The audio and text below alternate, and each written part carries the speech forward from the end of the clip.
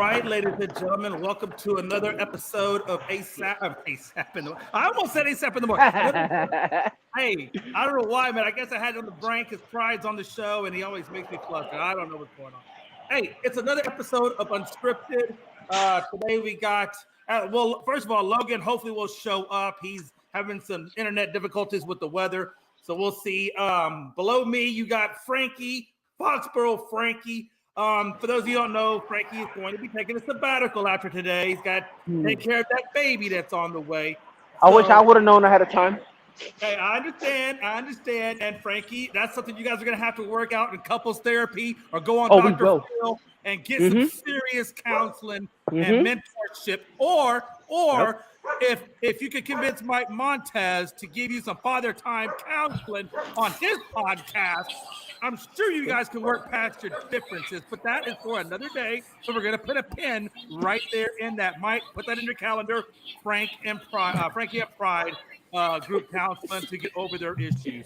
Got you. We can definitely get that episode airing.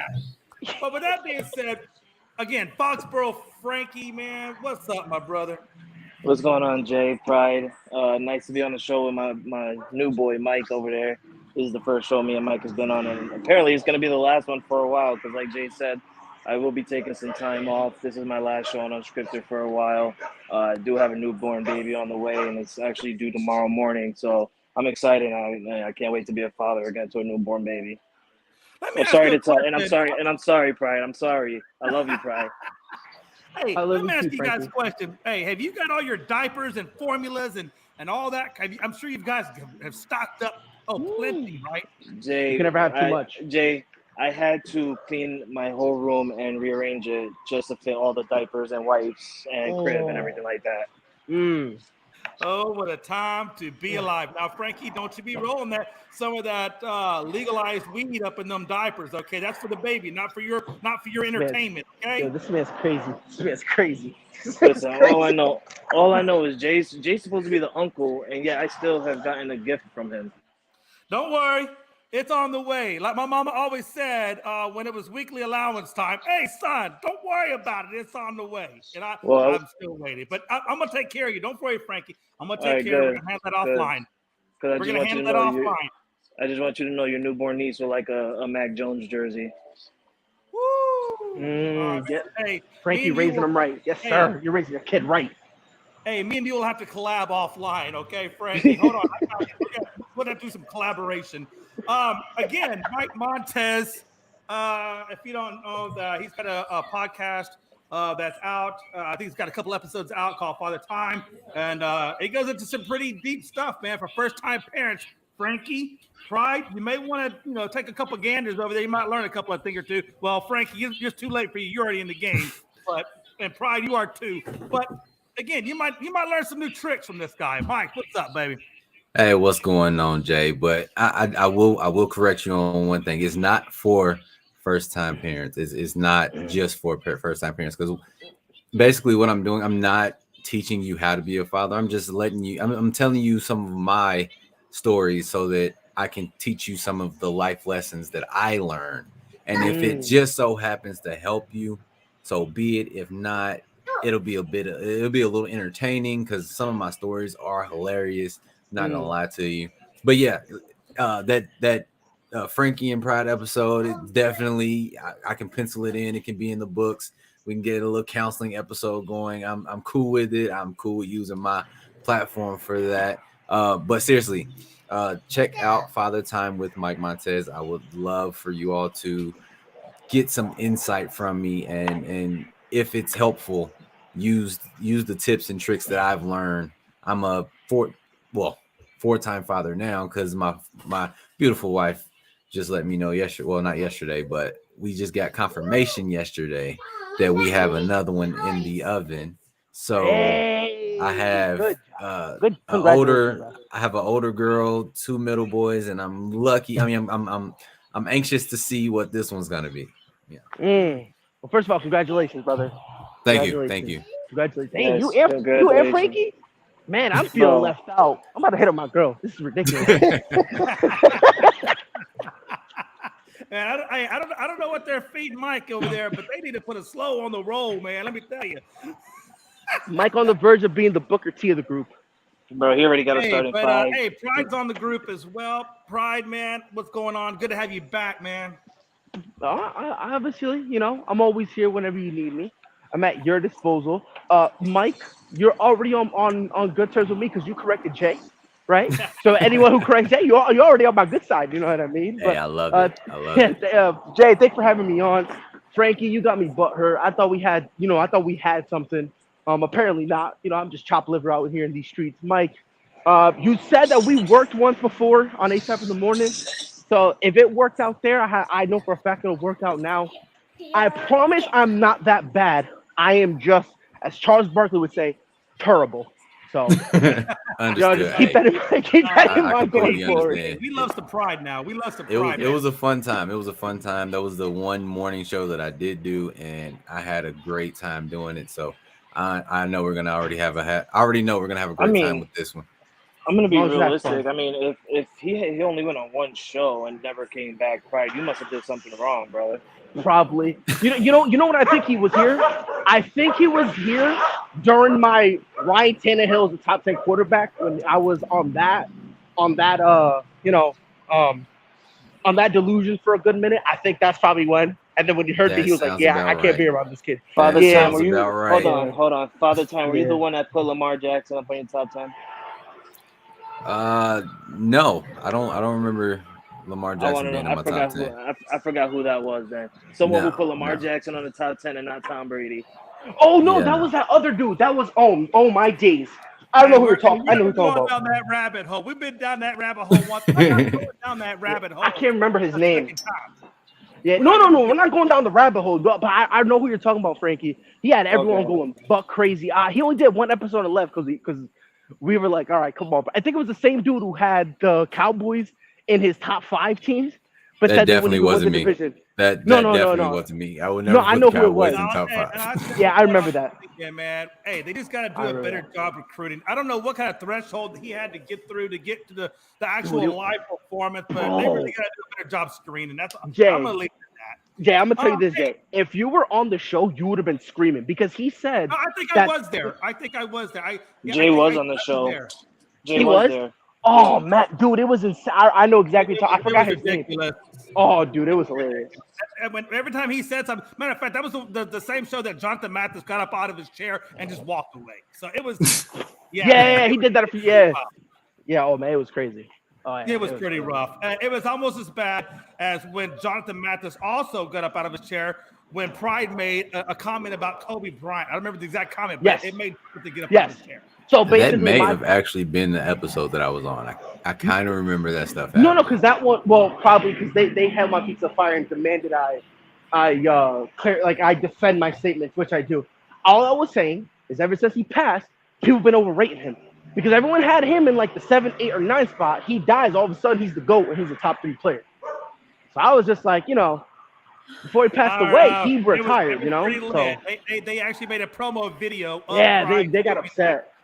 Yeah, I don't even know where it went. Like I've been trying to find it. It just disappeared off the face of the planet. Yeah, so I don't know where it went either. It used to be in the old ASAP thing, and I don't know what they did with it. But what a time to be alive! Hey, we're gonna jump into this show, folks, and get this bad boy cranked up. Let's talk about the running back, Mr. Robinson, that was shot. They don't know. It was either a robbery or it was a carjacking. There still hasn't been enough clarity on that yet. But again, he was a rookie running back. He's looking to, be one of the staples in there with Anthony Gibson. Is it Anton Gibson? Is it Anton Gibson? Is that his first name? Antoine? No, Antonio. Thank you, Antonio Gibson. I appreciate that. But again, he's in stable condition. He was shot multiple times in the lower extremities. They expect him to make a full recovery. Dan and Tanya Snyder, Coach Rivera. I think the team physician, the team psychologist, and a couple other guys went up there to visit with him, and he basically told the coach that he's going to make it and he'll be back on the field at some point during the season, which is amazing. I mean, that just shows you, I guess, how good of a spirits that he's in. If you're familiar with the DC area, I lived in DC for about 3 years. I lived on the southeast side, across from Navy Yard, over on Howard, and I know exactly where he got shot at. He got shot at 6 o'clock Eastern time on the 1000 block of 8th Street over in the northeast side of DC, which is actually a really nice part of DC. But yeah, he got shot over in that area. They arrested, or they have two potential suspects of interest identified, and they did recover the firearm. So I think it's going to be pretty easy trial for them. I mean, they got the firearm and everything else. Prints matched up, so it should be good. But again, he was going to be, a primary early down back for the Redskins. He's a premier inside power runner, and he was drafted the 3rd round out of Alabama. And I'm really glad that he's going to be okay and he's going to make it back, because honestly, man, lower extremities. I mean, you got the femoral artery there. I mean, a lot of things could have gone wrong that he wouldn't be able to make it back. But thank goodness the Lord is there with him, and he's going to make a good recovery. Frankie, thoughts and comments on Robinson being shot in DC? Well, first of all, Jay, you said it's a nice part of DC. It's not so nice when you get shot, apparently. So many things have changed since the last time you lived there, brother. But I'm really glad that the man is, he's safe, he's in good condition, and to go to Jay's point, he is going to return to the team. And actually, he did leave the hospital and was at the team's facility today on crutches and on a leg boot or whatever, or a cast. I'm sorry, but yeah, it's sad that something like this has happened. It just shows that people are assholes in the real world, man. You can't live, even if you're rich or not. It's just insane what people do. I really hope these people do a long time, because not only did they shoot him, but this is basically like an attempted murder type thing if you really look at it. But I'm glad that he's safe. I'm glad that he's back home, and hopefully he makes a speedy recovery and get back on the field, because this guy, being someone like me, I like Alabama football and I watch Alabama football. He got some great potential and he's going to do great things for the Washington. So I hope he, makes a speedy recovery. Yeah, amen. Mike, what thoughts on this subject, brother? I'm gonna say that the fact that he's gonna be back within this season, that just shows how dedicated he is to the game. Because not only is he physically gonna be ready to strap it back on, but that mentality after getting shot, man. I for one have never been shot, but that's gotta be something that's really like taxing on you when it comes to using your lower extremities that just got shot and trying to make sure you can stay and because pretty young in his career, and this could have easily ended it before it got a chance to blossom. And so with him having that on the back of his mind every time the ball is snapped, I'm pretty sure this is going to be pretty taxing on not only his mental but his physical state as well. But kudos to him. I'm glad he's got that drive. I'm glad he's got that mentality, and he's in high spirits with everything that's happened. Yeah, I definitely agree with you. It looks like he was shot 2 times in the lower extremities. And like I said, the fact that they didn't hit the femoral artery, or, one of those types of, arteries where, you have to get, pressure and get it taken to you real quickly. I mean, it's crazy to me. So, I mean, just incredibly lucky, right? First of all, Eric, man, I'm glad you're watching, man. We'll get you on here Saturday and get you cranked up. Pride, man, can you believe this? It's wild, bro. I mean, first of all, shout out to the fact that he's alive, right? Because, getting shot twice. How many times have we seen people get shot twice, especially in their leg, and they bleed out, right? So that's kind of crazy. And then it's Tuesday, yeah. No, crazy. Like Frankie said, he already came back even in crutches and all wrapped up, and he's like, "Oh yeah, I'm good." He's going in there. I don't know if it's true or not, but with how eager this kid is, there were reports that he was actually trying to go move around without his crutches, and that they actually had to get one of the coaches to just follow him while he was there, because he just kept trying to walk around without his crutches, to the point where they actually had to send him home. Whether or not it's true, I don't know. But, if the dude's already trying to walk around without crutches, I think he'll be able to be, to be able to come back this season. I think Montez, I think you're the one who said it, or Frankie, one of them. But this is something that any lesser player who wasn't that dedicated, this is something that could honestly make you go, you know what, I'm good, and honestly make you Right. consider getting away from football. So it's a good thing he's up, good thing he's alive. And again, already out the hospital, and he's walking around. It looks like and all that stuff. So hopefully we get to see him this season. Because like you said, Jay, in college, like a lot of teams were high on him. You know, like Yeah. a lot of teams were high on Robinson. They like some of his intangibles and stuff like that. So hopefully this doesn't mess up his career too much. To Montez's point though, as a running back, you need your legs, and for you to get shot there, it's gonna be crazy. So hopefully this doesn't derail him too much. But you know, honestly, I'm just glad he's alive. Yeah, me too, man. Again, you're right, man. The fact his dedication is crazy to the point where they had to tell him to go home. I mean, that's just nuts. And if you know anything about DC, it's a 36 square mile area. It's extremely, extremely small. So northeast and southeast, you're only looking at a few miles, a few blocks, what have you. But it's a lot of pockets of high end with pockets of low end. And I'm telling you, a lot of the times when people are getting shot in DC, it's not even the people in DC. It's the outskirts of Maryland and Virginia that come into the city limits that do a lot of this craziness. So, I mean, DC just kind of gets hammered by a lot of different directions. Big Shot Rob, man. Welcome to the show, my brother. Good to see you. What do you think about Mr. Robinson being shot multiple times, but back to the facility so early?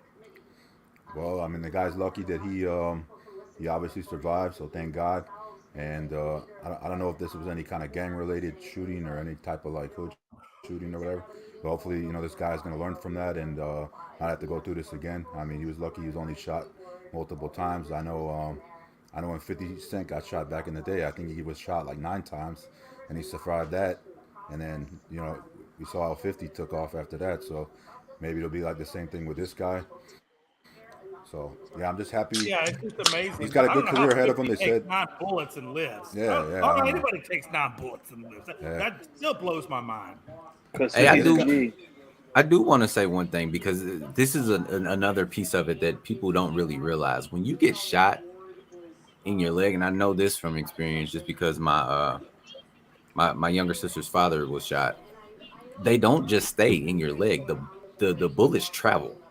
Mm-hmm. So let's thank God that the bullets didn't travel anywhere near anything important because he could have got Hit shot no in the leg. artery. And, that's what I was saying. I mean, he's lucky, to your point, that when the bullet does go in directions that he didn't hit the femoral. I mean, once you hit the femoral, I mean, it's very likely that you're probably going to die just from the bleed out because that's a huge artery. Huge artery. It's a massive. Yeah. And by the way, Rob, from what it seems like, it wasn't really gang related.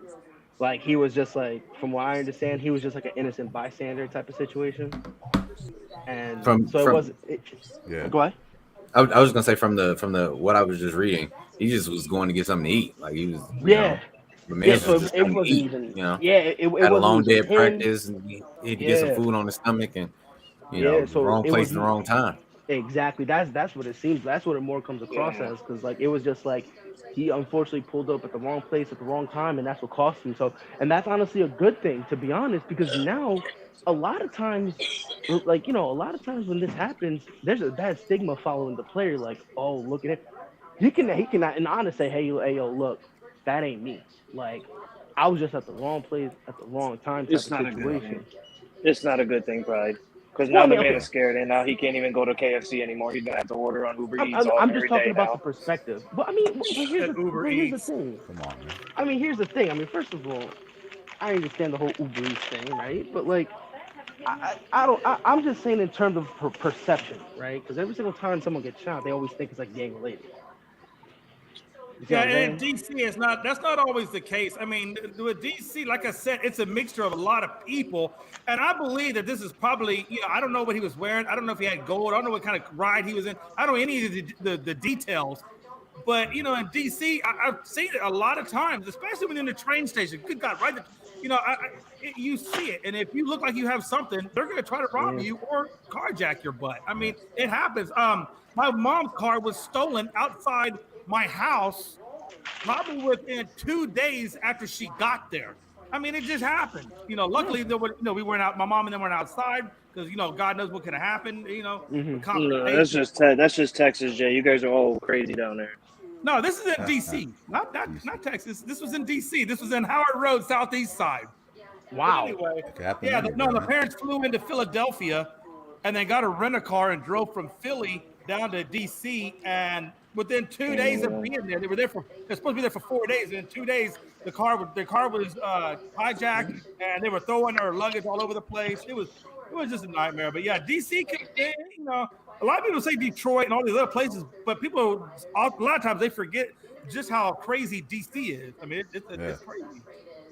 But anyway, and I agree with Damien says. It's not just DC; it happens everywhere, and it does. It does happen everywhere. I mean, unfortunately, we only really kind of hear about the more high-profile, I guess, cases on a daily basis. That make the national news, not necessarily on the local side of things. But yeah, it's crazy. All right, folks, we're gonna move into Steelers wide receiver Johnson and linebacker T.J. Watt were injured. At the last preseason game against the Lions, Deontay Johnson hauled in a 38-yard pass from none other than Mitchell Trubisky, and he hurt his shoulder going down. They took him off to the blue tent. He hung out in the blue tent for a little bit, and then he walked off to the locker room after that.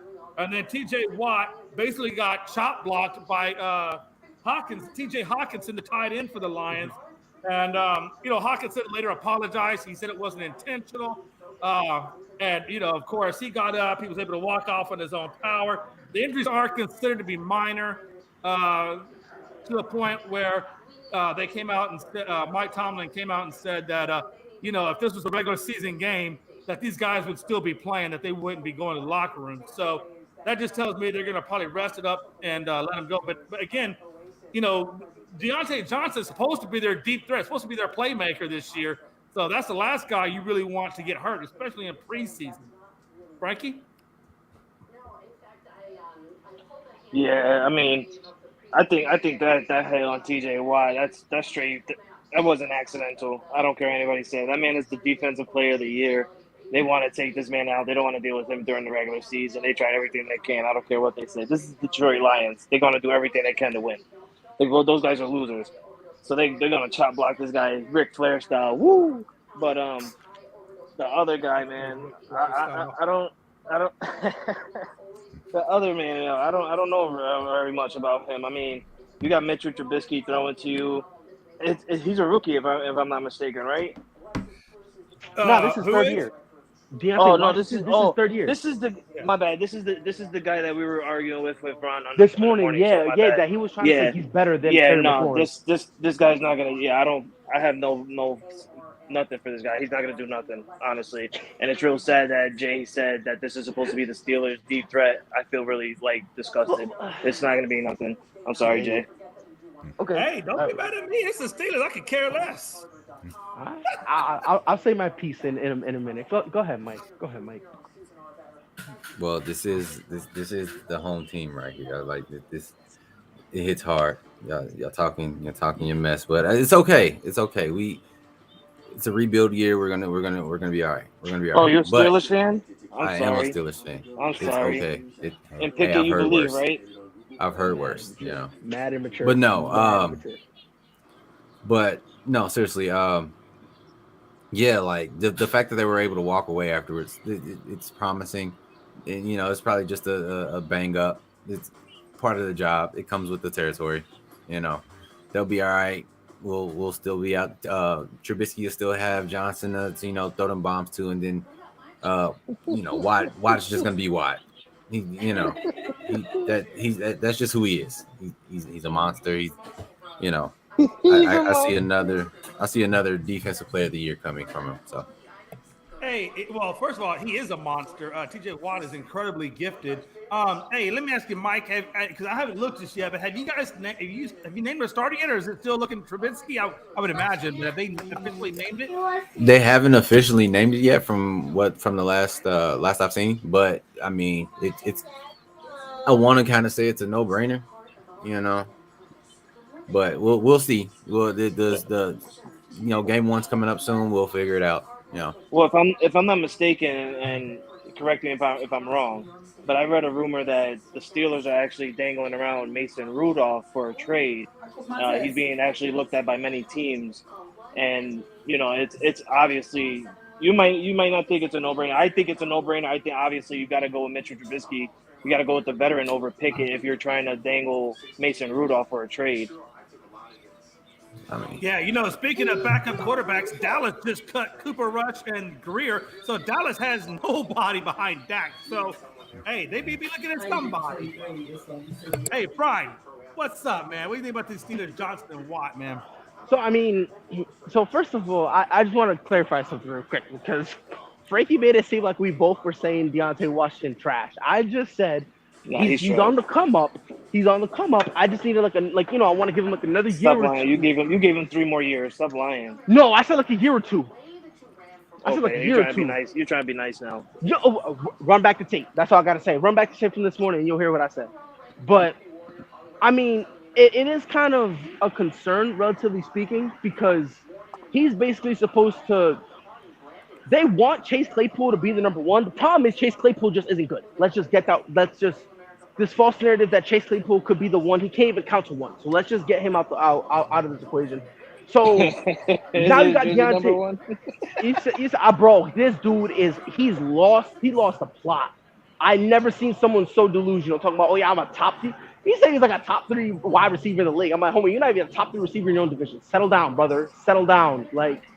But I think the Deontay Washington thing is just them kind of we want to be on the safe side thing. I think the TJ Watt was really what gave them scared because anytime you see a chop block, you immediately think of the worst. Immediately. Because that's what happens a lot of times with chop blocks. Regardless if they mean it or not, those things can destroy a guy's leg, right? So I think the TJ Watt one, plus with his injury history, that's really what they were concerned about. But I just think it's a situation where, okay, you guys are a little nicked up. Again, it's a preseason game, so we're not going to have you keep playing because what's the point, right? They probably were going to get pulled out at the end of the series anyway, So I don't think it's that much of a crazy big deal to me. I'm just more concerned along the lines of if it ends up being something more for TJ Watt. Because how many times have we seen a guy get a chop block and all of a sudden they're like, oh, no, he's fine. And then all of a sudden he's out there on a compromised knee, doesn't realize, and all of a sudden his knee does something it's not supposed to do. And next thing you know, he's down. And then next thing you know, it's all of a sudden it's like, oh, yeah, remember that chop block? Yeah, by the way, that actually hurt him a lot. So, I mean, if I'm not mistaken, did TJ Watt wasn't he injured last year with a knee injury? Yes. For a little bit. Nah, I don't know if it was the same. I think it was the same knee. Mike, you might be able to speak better on that.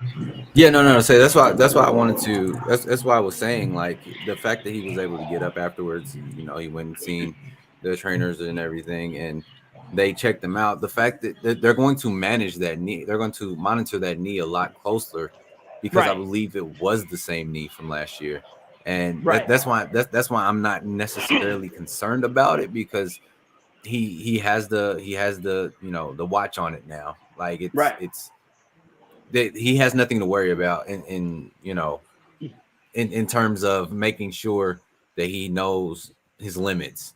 They're going to be watching that knee a lot more. But here's the thing with a player like TJ Watt, he knows his limit. But already in his young career, we've seen him try to bite off more than he can chew. There's been multiple times, and Mike, you can attest to this. Just last year, when he was injured, how many times he was trying to force himself to play? And it's like, hey, it's Mike Tomlin and the medical staff like looking at him like, dog, you're fine, chill out. Like, we still love you. You're still a center corner piece of our defense. You're hurt. Relax, like sit down. And it's like it was a week after week. And Mike, you know this. Oh, it's almost every single week he was trying to force himself to play. So it's an instant of and this kind of goes to I don't really want to say maturity because he's not an immature guy or an immature player, but it's almost as if like I don't even know what to say because however you say it, it makes him almost sound dumb or immature, right? Like it's either IQ or maturity, whatever you want to call it, but it's almost like he needs to take that deep breath and just accept that he's hurt and just focus on getting better. You know what I mean? And Yeah, And yeah, just because yeah. look at what you happened with know, his brother, because ex- JJ Watt was the same way. yes, it's the same thing. And it's like again, they're both great players, but it's this thing where they're like, if I'm breathing, I'm gonna play. And I like that mentality until you shouldn't play, right? Especially when it comes to your knee.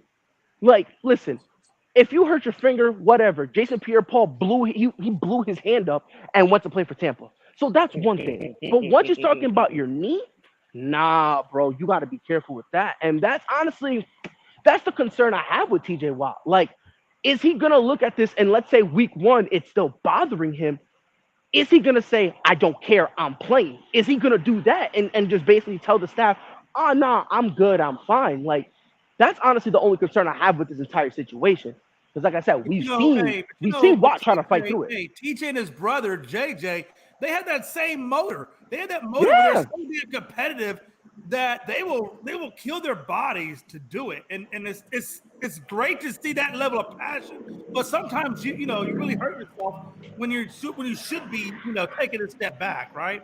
And the thing is, even though JJ Watt is younger now, go talk to JJ Watt. He was younger, and now look how he feels at the end of his career. My guy can't even. He still got the talent, but he can't even play 2 quarters anymore. He can't do it no more because of how much he's trying to force his way through and all that stuff. So it really is sad. It really is. You know what I mean? Because this kid he's a phenomenal talent. Pittsburgh got a real one in TJ Watt. But as the years goes on, hopefully he goes through the all right, I gotta check myself. I gotta relax because even though the team, yeah, they need me this game. You know what else they need me for? Next season, and that's something he also has to pay attention to. So that's honestly the only concern I have. Like if it was on the other knee, I'd be like, whatever. But the same knee, that's cause for concern for me, just a little bit. But yeah, and here's another thing. One thing that TJ has that JJ didn't have is JJ. So he has his Good brother one. to look Yep. at. He has that wisdom of, hey, I've been through this. Hey, I know the Hmm. hunger. Like we both were born and bred in the same hunger for football. Yep. And on You got top to of sit that, down, little bro. You got to sit down. to Like you just got you got to take it when you can, because like you said, they might need me this game, but they're definitely going to need me for seasons down the line. You And to know, piggyback off your point before we let Rob go, not only do you have to look at JJ Watt, he could reach out to him, and JJ Watt could reach out to him. So he actually has that, that lifeline that of like, right? you know what, we've been through this. I have someone who just happens to me to be my brother that went through this, so I can actually reach out to him and talk to him and all that stuff. So hopefully he uses it, man, because it'll be a shame before he's 30 that he's out here being on a snap restriction, on a snap count, bro. That would be Hey, sad real because quick this kid before is Rob goes, phenomenal. Eric Logsden he does make a good point. He said, he's fine. He'll be fine. He's a dog.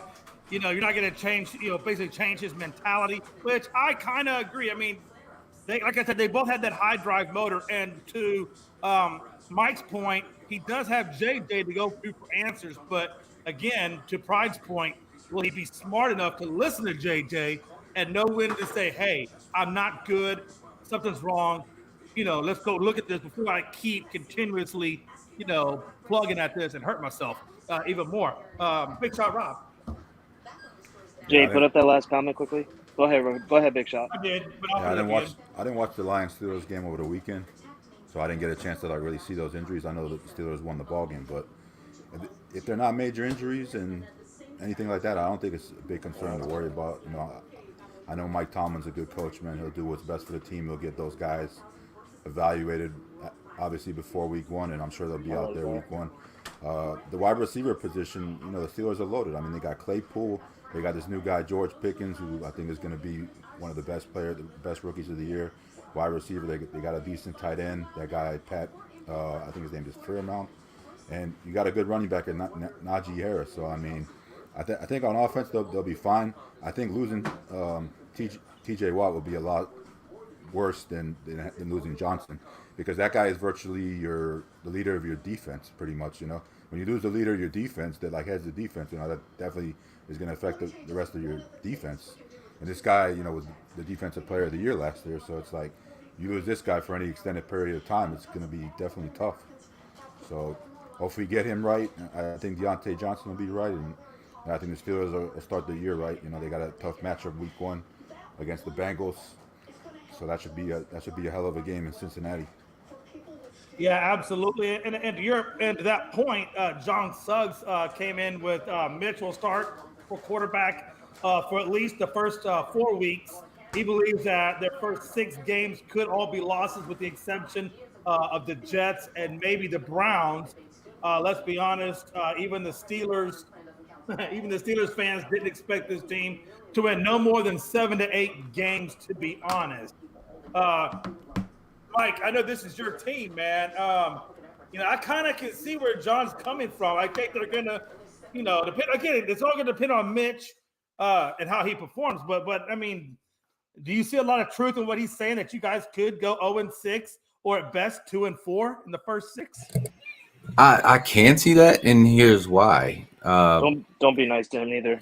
No. I'm just I'm gonna just be honest. Being a Steelers fan, like with Big Ben is getting old, but losing that as he was with the Steelers for his entire career was almost 20 years, 21 years, something like that.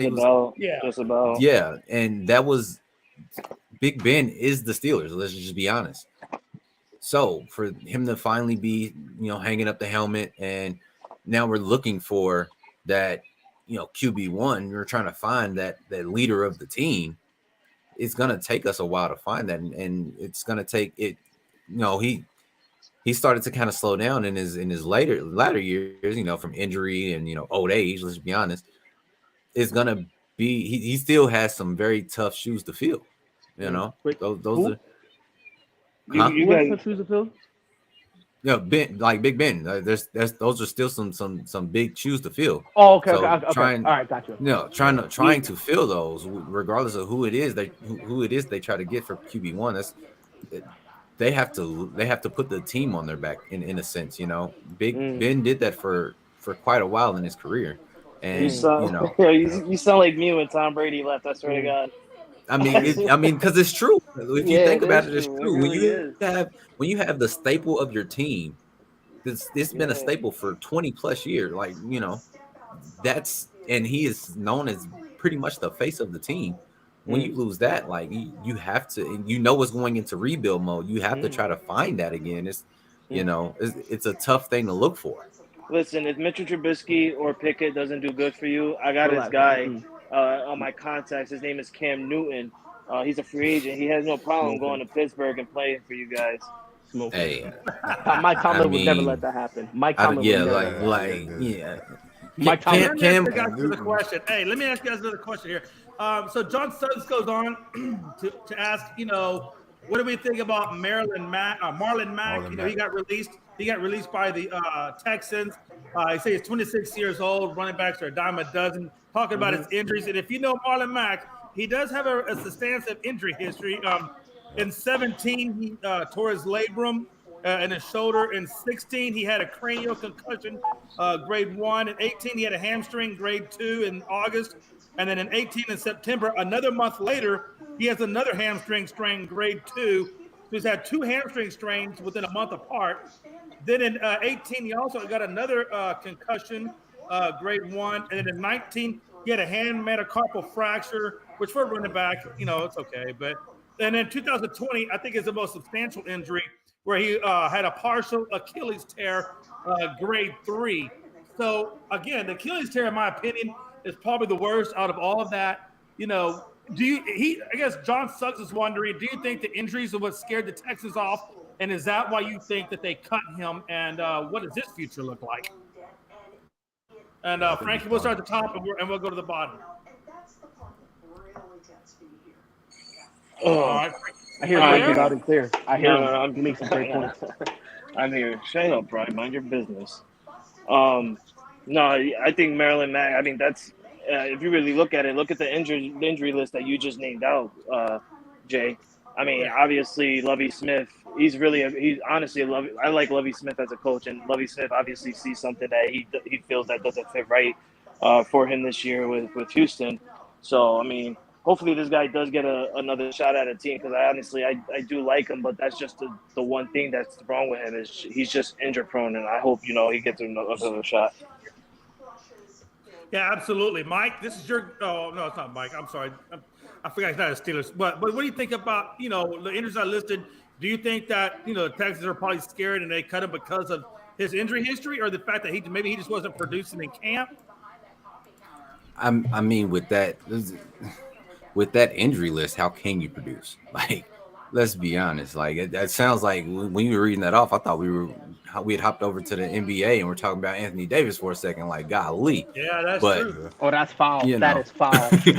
But I mean, but he's not far off though, Pride.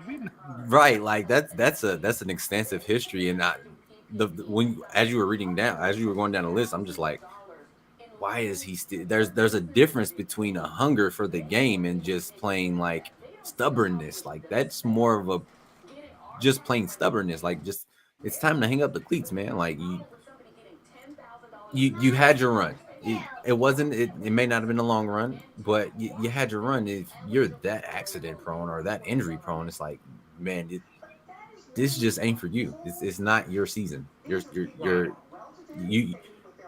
Your life on football has sunsetted. Right. Pride. Let me ask you this question I'm curious about. So the hand issue, the 2 concussions, yeah, they're not great, but for a running back and what he needs to do, those could be okay. You can deal with that and move on. It's not going to be career hampering. But the back-to-back hamstring strains, grade 2 of a month apart, and then that partial grade 3 Achilles tear, for a running back, that's pretty freaking huge. I mean, what do you think? And not only that, right before they released him, there was rumors that he had to take it easy because his hamstrings was bothering him again. So there were rumors that like he would have to kind of take reps off because of his hamstring. And I'm surprised no one brought this up. In the NFL, what position has the shortest shelf life? Oh, it's gonna be running back. Running back, and it's not even close. You're blessed if you can get 2 contracts. And that's why you can get 2. And that's why they say running backs are a dime a dozen, because there's so many. They need that. Well, let's put it this way. Yeah, running backs are a dime a dozen, but like the elite running backs, like the LaDainian Tomlinson, Barry Sanders, now those are a penny a dollar. Like those top tier. And the thing is, Marlon Mack. Like, here's the problem with Mack, man. Here's the big problem: the fact that those injuries are happening, and the hamstring. It's always been the old adage. When that's the instant you mess up your hamstring, you're never gonna be right again, ever. Because that's just one of those injuries that no matter what, it's always gonna pop up. There's gonna be times where he feels great, and all of a sudden he's gonna wake up one day and he's gonna be like, oh man, it don't feel good. And they didn't feel comfortable. They didn't feel comfortable saying, oh yeah, let's keep him on. Like, nah, they're not gonna feel comfortable, especially considering that like they're in a situation where they're not gonna win. This is the Texans. They'll be blessed if they get 3 wins. They're gonna be horrible. So they're not really looking into the whole, oh yeah, we gotta take care of this guy. They just got him, if I am mistaken. Right? Yeah, I think he didn't even spend a year there. From the Colts, I believe. Right, yeah, he had him from. So it's kind of like a situation where he's like, kind of, to Montez's point. You mind if I call you Montez instead of Mike? Yeah, no, definitely. I bet. But to Montez's point, because it makes me feel like I'm talking to Montez Ford. I feel like I'm talking to a star. But like, it's like, I don't know if he has to retire, but one thing he might have to definitely consider at the bare minimum, you might have to take a year off. You might have to take a year off to make sure that you're healthy. And the scary part of and you ready to hear what the scary part about that is, guys? If he takes that year off, there's no guarantee they're gonna pick him up. Because he had the potential to be a top running back in the league, the injuries hampered him. And a year off, I don't know if anyone's going to be willing to take that chance. Because whoever signs him, he needs to understand wherever I go, I'm going to have to be a running back by committee back. He didn't want that. That's why he left the Colts. Because he wanted the starting touches, and he was upset he wasn't getting them. That's why he wanted the trade. That's why he wanted out. So now, instead of staying there and just being fine, let me go by committee, you take a chance on yourself, you get cut, Will there be a team to take a chance on him? Probably, but he's not going to be a There's gonna be starting every bare down minimum. back. He won't be a Yeah. starting every down back, and it sucks because that's what he wants. But to Montez's point, he might have to take a year off, or and Yeah. again, if he takes a year off, there's no guarantee a team will pick him up.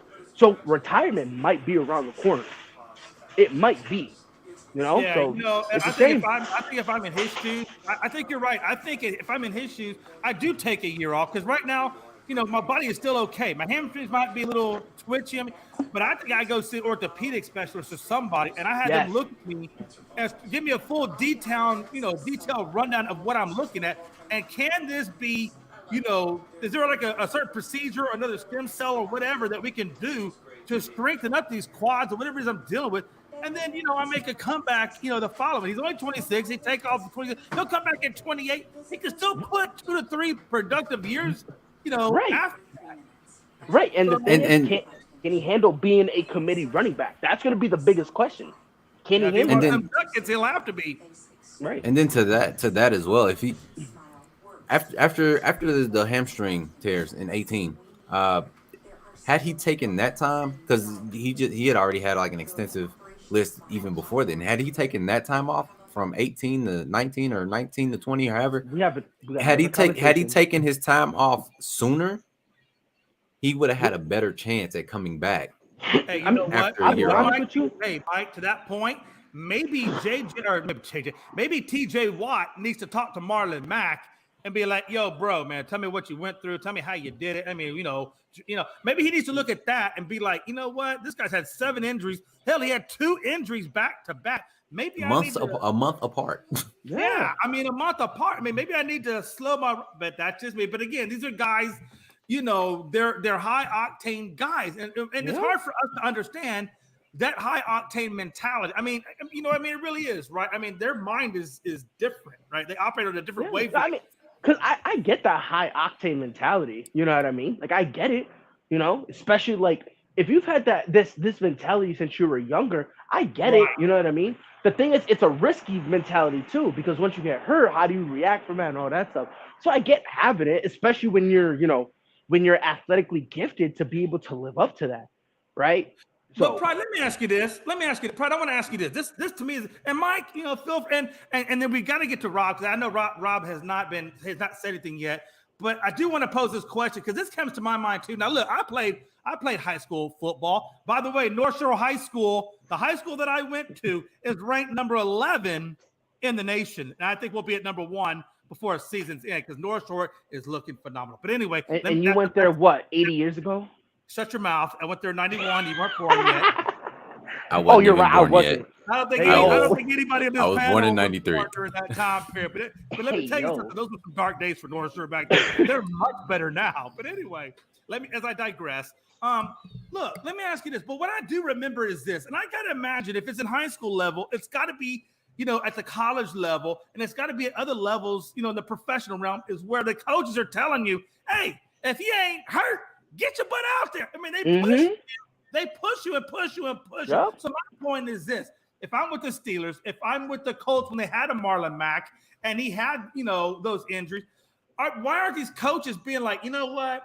Damn, man, maybe I should pull him and give him rep. But at the same time, then are they not forced to push these guys because they're trying to get to the Super Bowl? It's like are they not balancing those two evils and maybe jeopardizing those players and forcing them, psychologically forcing them to play versus to sit so they can get their Super Bowl rings? You know what I mean? Well, I think it's a combination, in all honesty. I think it's the coaches looking at him, hey, can you play? Like, can you? And I think sometimes it's the player saying, yeah, no, I'm good. Because we got to remember, yeah, sure, the teams want to win the Super Bowls, but so do the players. Like if they feel like they can play, they'll go out there. Case in point, Saquon Barkley, Christian McCaffrey, they've played hurt because they thought they can still do it. So I think it's a combination. I think, yes, there's sometimes when a guy is extremely compromised and the coaches and the teams put them out there because they feel like they can still give us a chance to win. But it also is on the players because, like you said, growing up, and I played high school football. I literally quit because I got my head rang so bad. I had a concussion, and my coach was like, "You'll be fine. Get back in there." And I'm like, "All right, cool." And I ran the play backwards. Swear to God, I ran backwards. I swear to God, on my mother's life, if I'm lying, God, take my life right now. I was the safety. I literally turned my back to the play. They said height. I turned, and they thought I was blitzing. I ran right by the cornerback, and I literally just ran to the other end zone. Stopped, looked around, and was like, "I shouldn't be here," and then I fell. And after that, I was like, yeah, football's not for me. I was like, I'm done. And then, you know what I mean? But like, hey, that's all right. Hey, listen, if you know, football's not for you, there's a plethora of other sports out there. Oh, Basketball, yeah. baseball. Yeah, Hell, you so can be a yeah. NASCAR driver. I mean, who I knows? was good, yeah. But now after that concussion, I was like, yeah, I'm good. I'm not dealing with that because that scared the mess out of me. But All again, right, when hold my on, coach Rob. told me Hey, to I go gotta get in, Rob here before we go 2 hours here. Rob, Yeah. hey man, hey look, way to man. do me dirty. You've heard us talking about Johnson. You've heard us talking about Watt. You've heard us talking about Mack and all these other injury issues, you know, that we've been talking about and players and how they're dealing with them. What's your perspective on Watt's injury and Johnson's injury? I think you already talked about that before. Yeah, he already but- talked about that, Yeah, bro. I already talked about that before. You got to do So- better, Oh, Jay. did Come on. I get you? Okay, well, I didn't. He already Hey, said listen, his I'm piece. old I mean, I now. could give how I do feel about wanna- Marlon Mack. I mean, I think Marlon He Mack didn't is get on done. that Marlon Mack train though. Yeah, Oh, Marlon well, Mack. hey, let me hit you down on the Marlon Mack. Yeah, I think Marlon Mack is pretty much done. Unless there's a team that loses their two starting running backs, and they're in like desperation mode for running backs, like maybe the Ravens. But I heard the Ravens just picked up Kenyon Drake, and I also heard they got, I think, Mike Davis. So the Ravens look like they're fine at running back. But if a team is in like total desperation mode that needs a running back, then I could see them maybe giving this guy a tryout or see how he does. But man, with all those injuries, bro, like man, this dude should be stitched up in the hospital, laying in the bed or something, man. So Yeah, it's I don't think it's so, man. Matter of fact, done with Rob, Watt. can I ask you a question, Rob? Can I Yeah, ask you a question, Rob? I'm curious because you're Yeah. saying you think he's done.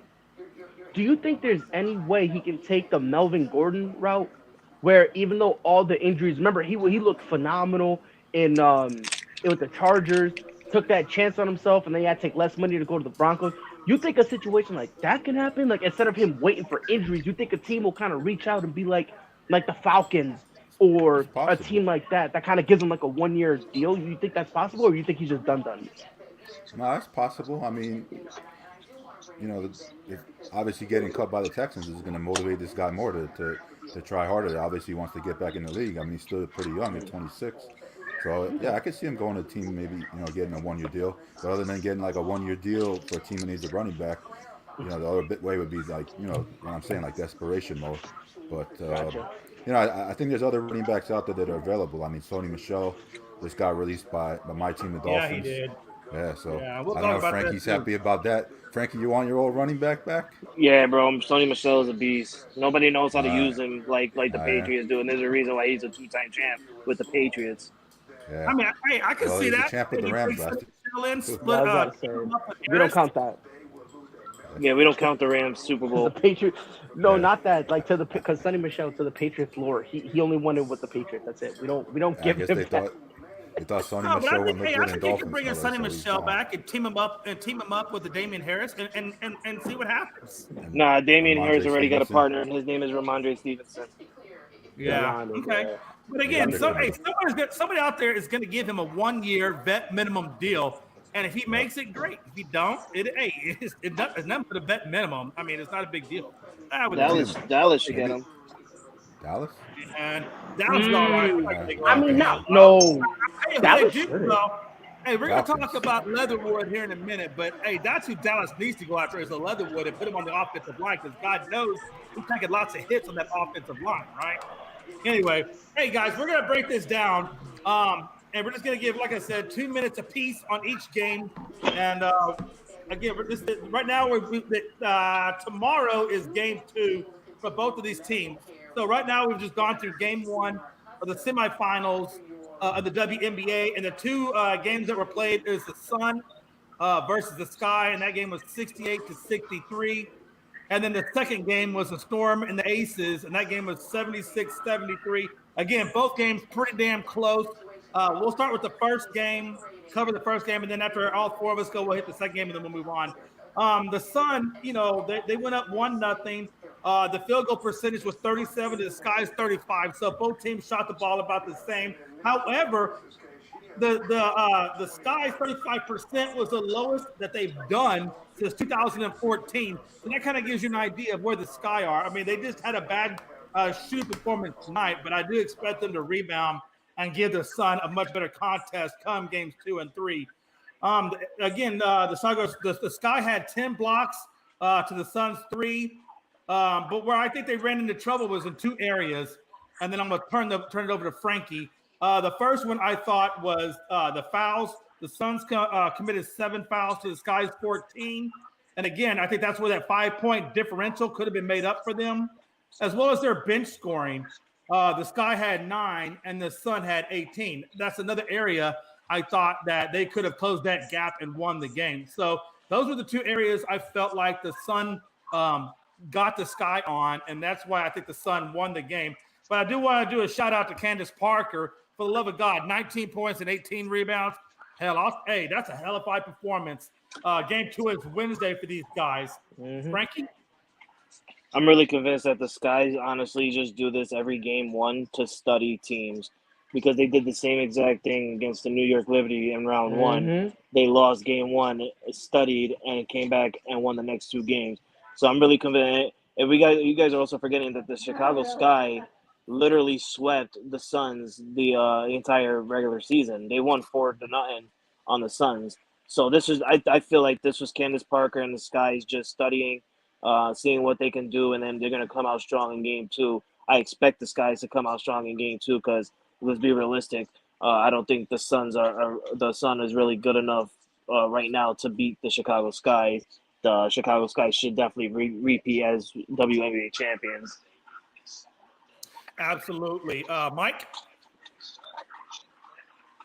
I'm gonna say this last thing, then I'm gonna peace out and gotta go handle some things with the wife. Hey, I personally I don't follow WNBA, and I feel like I'm wrong for that. And here's why: because WNBA is very interesting. Like growing up, I used to go. I never went to the NCAA males games. I always went to the NCAA women's games, and those games are just as entertaining and competitive as the men's games.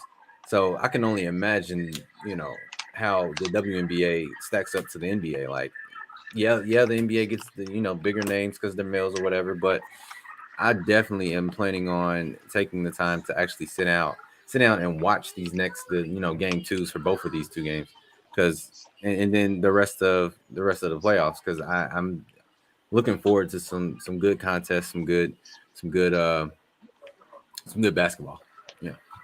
But that's gonna be me. I'm out. It's great being here. Thanks for having me, Jay, Frankie, Pride, Rob. Next time I'll be back. I definitely will be back, and I'm gonna do one more shameless plug. Go watch Father Time with Mike Montez. First 2 episodes are out on YouTube. I will be coming with more episodes, and I will be switching some things up a little bit. So if you get into the first 2 episodes and you kind of seem bored, I understand. I was a little long-winded and monotony, but things are changing. I'm there's going to be more of a I'm going to have more guests on. It's going to be big. It's going to be big. That's all I'm going to say. I'll see you guys next time. Hey, Mike, man, I appreciate you stopping by. Again, Father Time, I listen to this stuff. He's got good content, good material, good things to, you can always learn from. Appreciate you coming on board. And, man, you got open invite. You know that anytime you want, you're here. Most definitely. All right, see you guys later. All right, be good, brother. Pride, Sun, Sky, man, what you got? Yeah, Pride took a sabbatical. All right, hey. Hey, big shot, Rob, man. What you got in the Suns and Sky? Yeah, I'm gonna be honest with you, man. I really don't follow the WNBA. I kind of used to watch it sometimes, but man, I need to get back up on it and try to watch it. It just doesn't interest me like the NBA, man. Like after NBA season ends, bro, I'm like done with the NBA. And then I just mostly try to stick to like baseball, and then I'm waiting for football season to get here. So. I understand. Yeah. Again, that's a good testament as to the argument of why is the WNBA not getting paid like the NBA. It's just because of a lack of interest And it's not your fault, Mike. I mean, Mike, excuse me. It's not your fault, Big Shot Rob. It just does not draw a big enough male-influenced crowd. It just doesn't. And I think that's the hard thing. That's the pivotal shift that the WNBA has to figure out. When we're in playoffs, for crying out loud, but there's a lot of people that still don't care enough to watch. And that's where the WNBA or the NBA itself, its main owner has to figure out a way to market this sport, this women's sport better so that people will get involved in it, and then these females can get paid the money in which they're seeking, right? I mean, that's just the name of the game. All right, we're going to move on to the second game. Storm and Aces. Again, the Storm took that one 1-0. The Storm, the crazy thing about it is, was the lowest seed.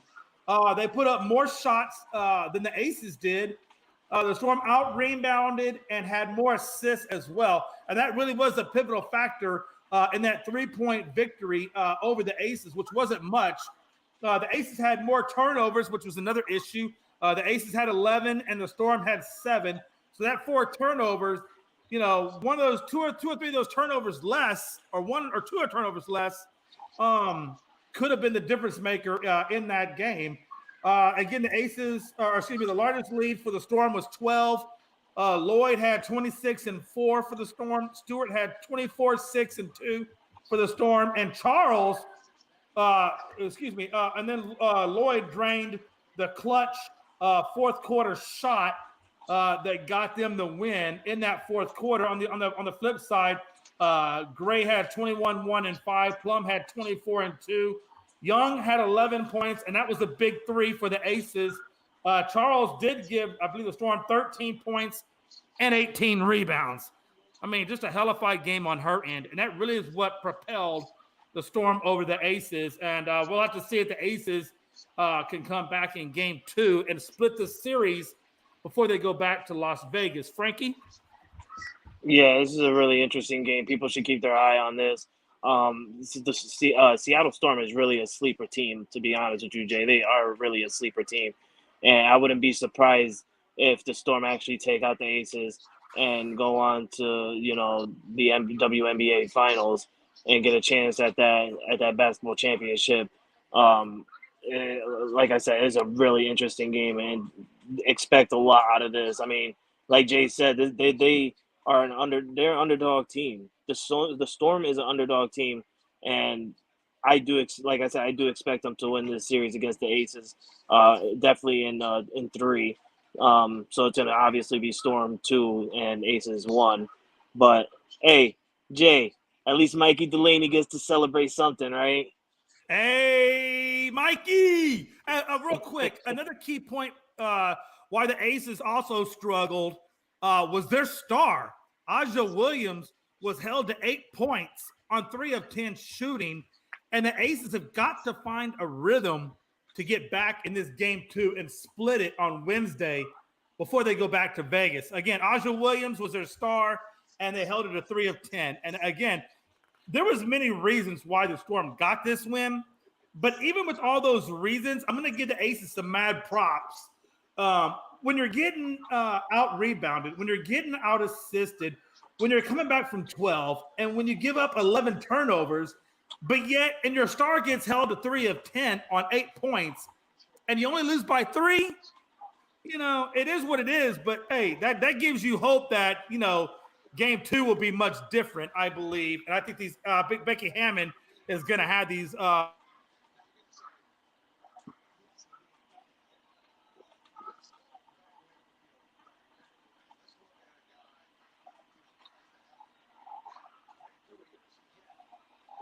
Did we lose Jay?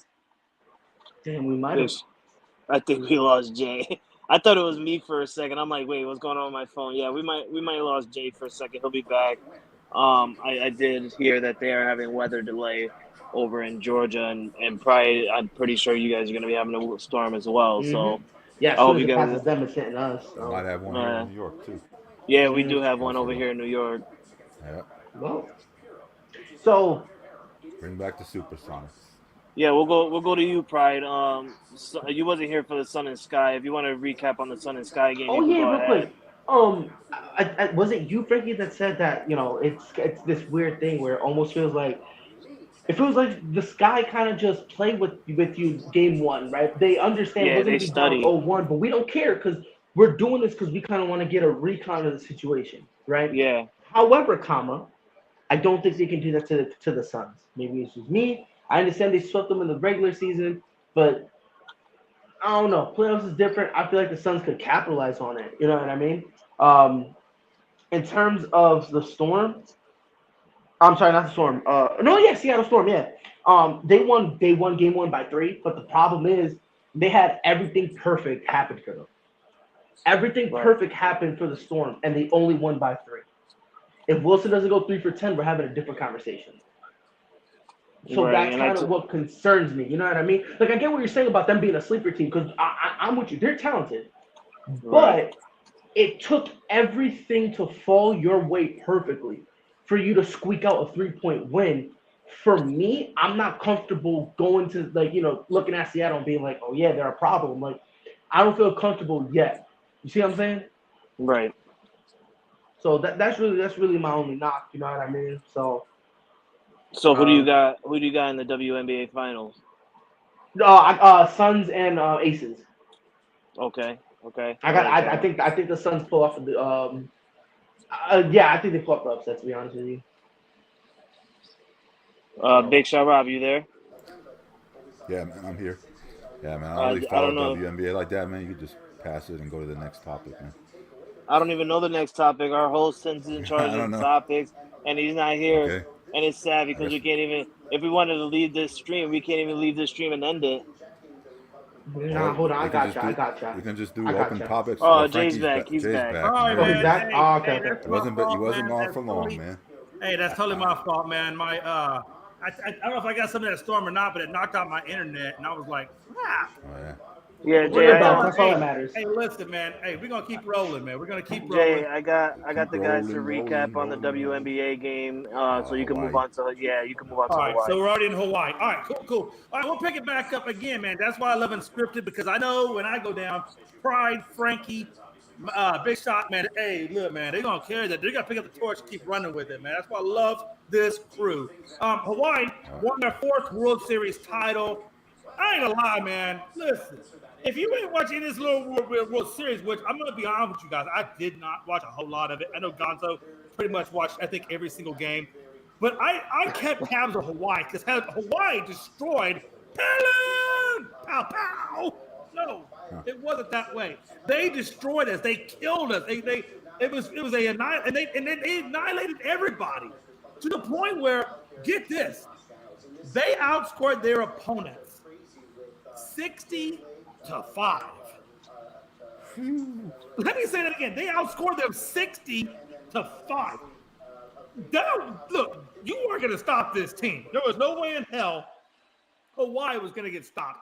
To the point that Lancaster, their pitcher, gave up 3 runs on 3 hits and struck out 10 Curacao batters. That's what they played in the finals, was Curacao. And they beat Curacao with back-to-back home runs by Payantal and Angel, hope I said his name right, in the first inning to win 13-3. Again, these guys blow everybody out. Hawaii took on their 4th title. This team finished 3rd. Believe it, last year, this same team that's dominating 60-5 was actually 3rd place last year. I guess that's how much these guys improved, or maybe they put them on steroids. I don't know. But I'll say this. Steroids. But I'll say this. Hawaii came across that water saying, okay, Curacao, here we are. Frankie? Man, I did pay attention to some of the Little League World Series games, and I did watch a lot of Hawaii's games, and these kids are really dominant. They're gonna be future talents in the MLB if they decide to continue on with their baseball career. Because I really liked what Hawaii has done, but just to hear Jay said that they outscored all their opponents with a total of 60-5, that's insane. That's really crazy. It's mind blowing. And I'm not. I don't want to hurt Jay's feelings, but That's all they right. shut out. They shut out Pearland. They shut those boys Yeah. out, man. These boys are dangerous. And I tell you right now, the Yankees better take notes. Yankees better take notes at this damn Hawaii group. Damn. Hey, I'm serious. Hey, at this point right now, I put Hawaii against the Yankees. I probably put the Me Hawaiians too. against the Astros. I mean, I'm just saying. They're incredible. I mean, they're playing incredible. Pride. Okay, Pride on sabbatical. Big Shot Rob. Yeah, man, I didn't really get a chance to really watch the Little League World Series. I'm just happy a team other than like Taiwan and Japan and those type of teams didn't win it, because it's always good to see an American team win it. I watched the Little League World Series before in the past, and I've seen the same teams winning. It's Taiwan or Japan or one of those international teams, Venezuela or somebody. But it's good to see an American team win it. So, congrats Hawaii. I know everybody that's Hawaiian out there is happy for Hawaii, and hopefully we see them again next year in the Little League World Series. But probably won't. It'll be a different team. It's really like the only championship Hawaii can celebrate. Honestly, they don't got no major. I don't think they have any major sports. They got nothing, team. Man. Bro, Yeah. when do you think the Rainbows will ever make the national title? I'm just saying. So all they have, you're right. All they have is their Little League baseball team. Yep. Hey, what a time to be alive! Go Hawaii. Yep. That's what I'm saying. Go Hawaii. Give them some love, damn it. The entire island is celebrating. Volcanoes is blowing up and Bro, crazy over there. no, right now they are all out there on the Rainbow beach. Warriors. Drunk as all hell right now. I promise you. Yep. All right, folks. Hey, we're gonna get into Corbin ends the Nats starting pitchers wind drop. Listen, look, Frankie. I know you guys have been kind of struggling on the pitching end of things over there in New York, but these dudes have been struggling for a hot minute. To the point where the drought was 43 games. The Nats beat the Reds 3-2. Corbin improved to 5-17. 1 run on 4 hits is what he gave up. Struck out 5 and 6. As a starter, a starter for the Nationals won a game was Josh Gray at Philadelphia, July 6th. Wait, I'm confused. Does this mean like the Washington Nationals don't let pitchers go up to like 6 innings to win a game, Jay? Do they take them out by the 3rd inning? I don't think their starters have been good enough to go that far. I don't think they've been That's relying on their crazy. equipment. That's lately the insane. Nationals, what they've been doing because they're so horrible, they basically, and this is no lie, they basically have relievers. Nats. Basically, Yeah. they've been pitching with relievers. So they'll That's each go like 3 innings, crazy. 3 to 4 innings.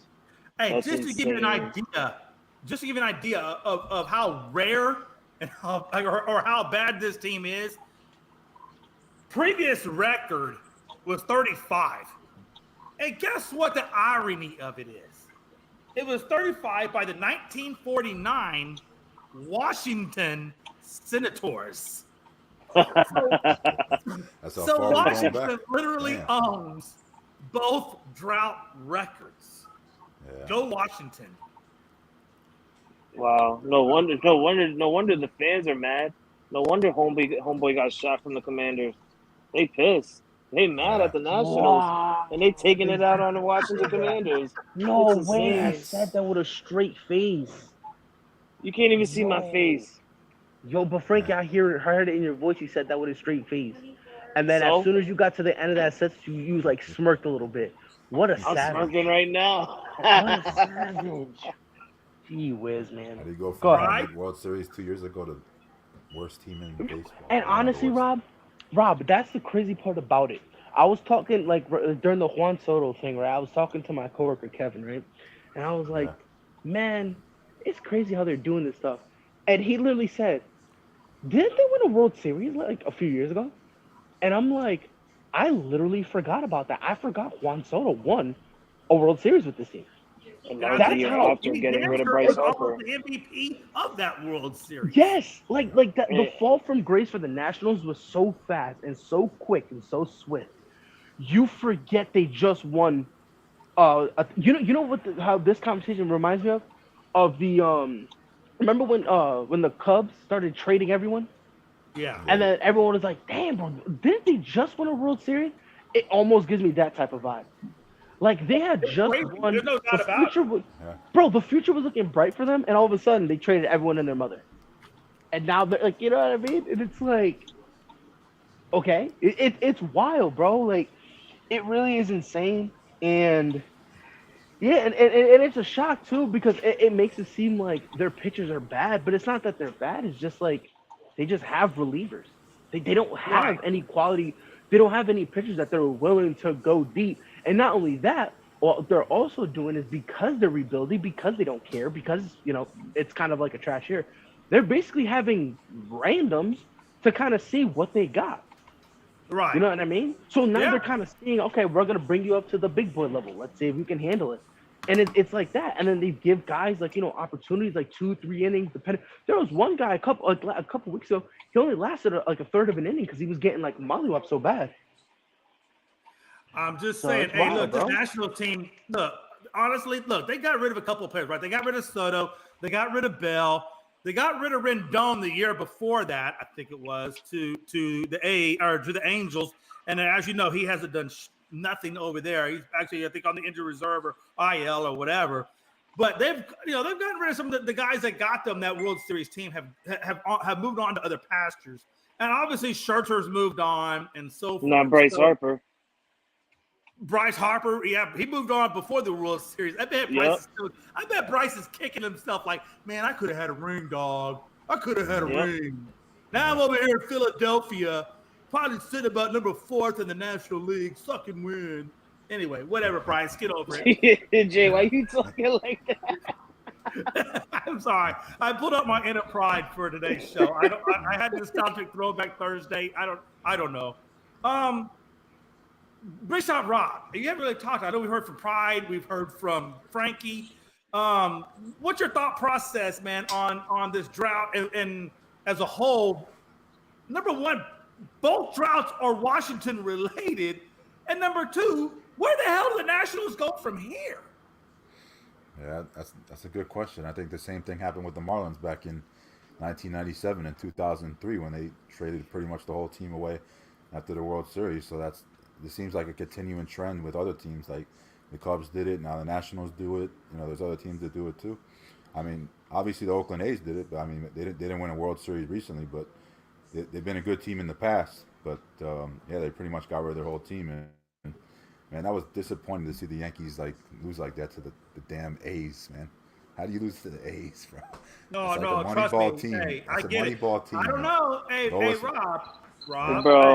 Bro, you know what's Before we more go down confusing? Frankie, hold on. Before we go down that A's route, let me tell you something. The Astros lost to them. The Yankees lost to them. Sometimes these A's and these Angels, they're not great teams. Let's be honest. They're not great teams. Nah. But they every once in a while, man, they get a half their butt. They'll take it serious when they want to. Weird. And you know what it is, Jay? I think it's like our team, it's expected of us to win against those teams, right? And it's like I feel like our teams don't take those guys seriously. Like, the A's are full. I agree with you. I think sometimes yeah. And I told Jay this. I found out the game 1 against the A's that the A's are full of rookies. Like, I think 12 or 15 out of 20-something players are full rookies. So I'm pretty sure the Yankees looked at them, and then winning game 1, it was final score like 13-4. I felt like the Yankees were just like, yeah, we're going to do this all day on these guys. This is, this is easy. You can't look at teams like that. Anything is possible, honestly. Anything can happen. No, I definitely agree with you. And again, we'll have to wait and see how the rest of the season plays out. But I'm ready for football. And I think Thursday we might delve a little bit more into the baseball world in terms of the playoffs, because let's be honest, man. Hey, we're getting close. We're down to like 20 games or so before like 20, 25 games, something like that. I mean, we're getting low, man. Our series are low. I will say this. Let me say this real quick, Frankie. You guys got to watch out for Tampa Bay. There's 7 games back right now. There's 7 games. There's 7 games back. Frankie's on a 3-game losing streak. I will say Frankie's saving grace, and I think the Yankees' saving grace is that we have 2 series. The Astros have to play Tampa 2 more times before we get to the playoffs. So that could be Frankie's saving grace. I would be not- praying for the Astros winning. I mean, not only that, but also I just think there's too much. Like at this point, the 7 games, as long as the Yankees don't sell the games they should win, they're fine. I don't That's what think that's what the issue with that. And that's what I'm saying. They should have Like won those games. they should have won those games. That's what I'm saying, and that's why I feel like the Yankees are not looking at these teams the right way. I mean, yeah, we swept the Angels early on in the season, but they're not the same right now. Like and I told Jay this privately, the only 2 people that bothers me on the Angels is Mike Trout and Shohei Ohtani, and that was the 2 exact people who honestly helped the Angels win against the Yankees yesterday. And Frankie Montas is just ass. That he's just straight ass, and they dare set Frankie the Yankee on TV. And I'm calling the Yes Network, and I'm suing them also. And that's another $2 million that I'm going to be getting. Frankie, I think what hurts the Yankees the most, or the dynamic that hurts that division the most, is I feel like Tampa is riding that momentum, right? Like Tampa's on that momentum right now, and you guys are not on that momentum. Number one, and number 2, you also have injuries. So you have injuries. You just got Chad, whatever his fake Holmes back, but we don't. But I know you don't believe in Holmes either, as well as you don't believe in Aroldis Chapman. So you got pitching issues, you got momentum issues. Tampa's got cohesiveness. They're all focused, dialed in, and again, you got 7 games over them. But man, and I'm telling you, I pray to God that Houston number 1 destroys Tampa, because I'm trying to catch the damn Dodgers, and I'm 8 games back, tied with the freaking Mets. So. Well, it's what it is. If I could say this, Jay, and if I'm wrong, you can correct me. But early on in the season, I did say both Tampa and the Blue Jays were the way they were because of injuries. They had injuries early on in the season. That's why they were the way they were. Now Tampa's got their players back, just like the Blue Jays, and they're creeping up slowly. Aroldis Chapman, I don't even want to hear his name anymore. I don't want to hear his name. This man literally got a tattoo in the season, like last week, and it got infected. How dare you get it? How dare you roll this Chapman? How dare you? But I would say it's like a prediction or something that Pride would have put on him. Yeah, that's how things. Pride would have said, you know what? I hope Aroldis Chapman goes to the tattoo parlor and gets an infection. And that's something I would say. And then it happens. That's crazy. But not like. But here's the thing, though. Like I understand it's 7 games, and on paper it sounds crazy. But with 25 games left, all the Yankees got to do, they just got to win. Like. They don't gotta go on this crazy streak. They just gotta win the games. They just gotta win the series that they should be winning. That's it. Yeah. That's it. Because right now they're like, let's keep it a buck here. They're on cruise control. They're on cruise control at this point. Let's just be honest. You just gotta go out, win a couple series here and there, and you gotta solidify. That's really it. They finished 500 or a little bit better.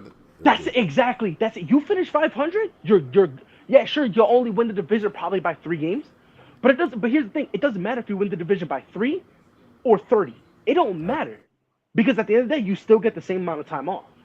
You know what I mean? Like you still the wild card is still only 1 game that you wait for everyone else to play, so it doesn't matter. You know what I mean? So if I'm the Yankees, like again, I'm on cruise control. Yes, all this stuff sucks, and it's probably gonna bite you in the behind come playoffs. But if we're strictly talking winning the division, like Rob said. 500 will win you this division here on out. It'll win you this division. Can the Yankees do 500? Yes, because that's what they've been doing for a while now. Let's keep it a buck here. That's what they've been doing. So if they could continue that, I just think now if it was let's say 3 games, now if I'm the Yankees, I'm scared. But let me ask you a question. Let me ask you this now. Okay, in this time period since 2015. Is kind of when I go back to. I'm gonna go back to 2015 and folks. That's really the only thing that really kind of matters. Okay. You look at the Yankees and what have they done from 15 to now? They've switched managers from Girardi to Boone. They have cut players, brought in players, cut players, brought in players, and so forth. But they, like you said, to your point, they have been 500 or maybe a little above 500, whatever. But they've missed a playoff or they missed the World Series now. Since 2009. And I'm telling you, my common denominator in this science experiment, if you will, is not the managers, not the players, but damn Brian Cashman, because he's the only one relevant to all of this. Not only Cashman, but you also have to look at ownership too, because you now have to look at what's been the constant. You're right. Right, and Frankie, and Frankie, this is not me hating. I think you would tend to agree with us here. When you change managers and you change players, and this is the most telling part, you got Anthony Rizzo, who was a great contact lefty, and you got him chopping and hacking. That's a culture thing. That's something, and I think, and Frankie, you and I spoke about this before, and you said something that not a lot of Yankees fans will admit, and you hit it around the head. The Bronx Bombers, they live too hard by that nickname. When they hear Bronx Bombers, they're like, "But that's how we playing."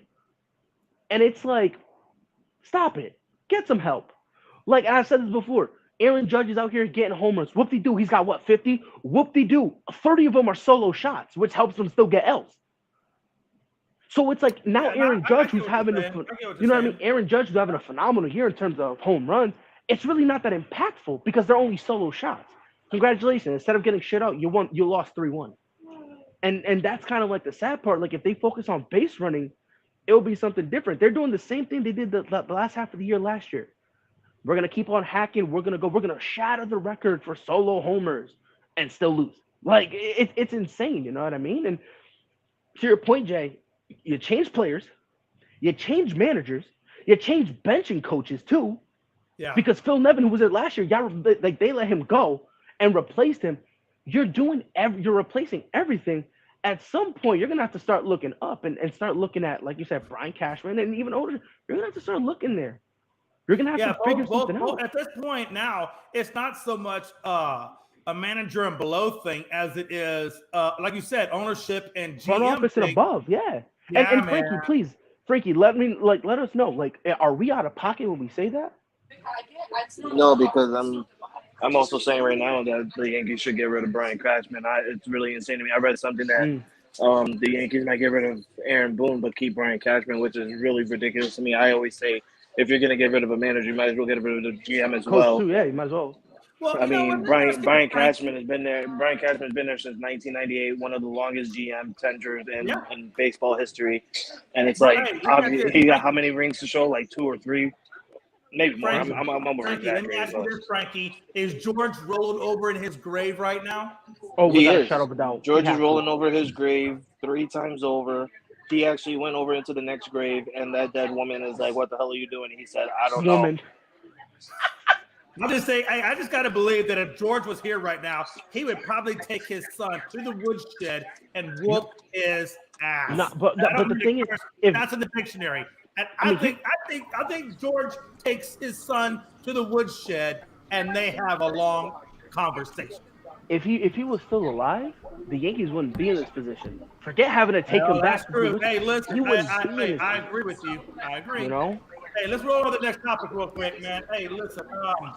Next topic being McElroy wins the Tour Championship for the 3rd FedEx Cup title. Believe it or not, he actually made history.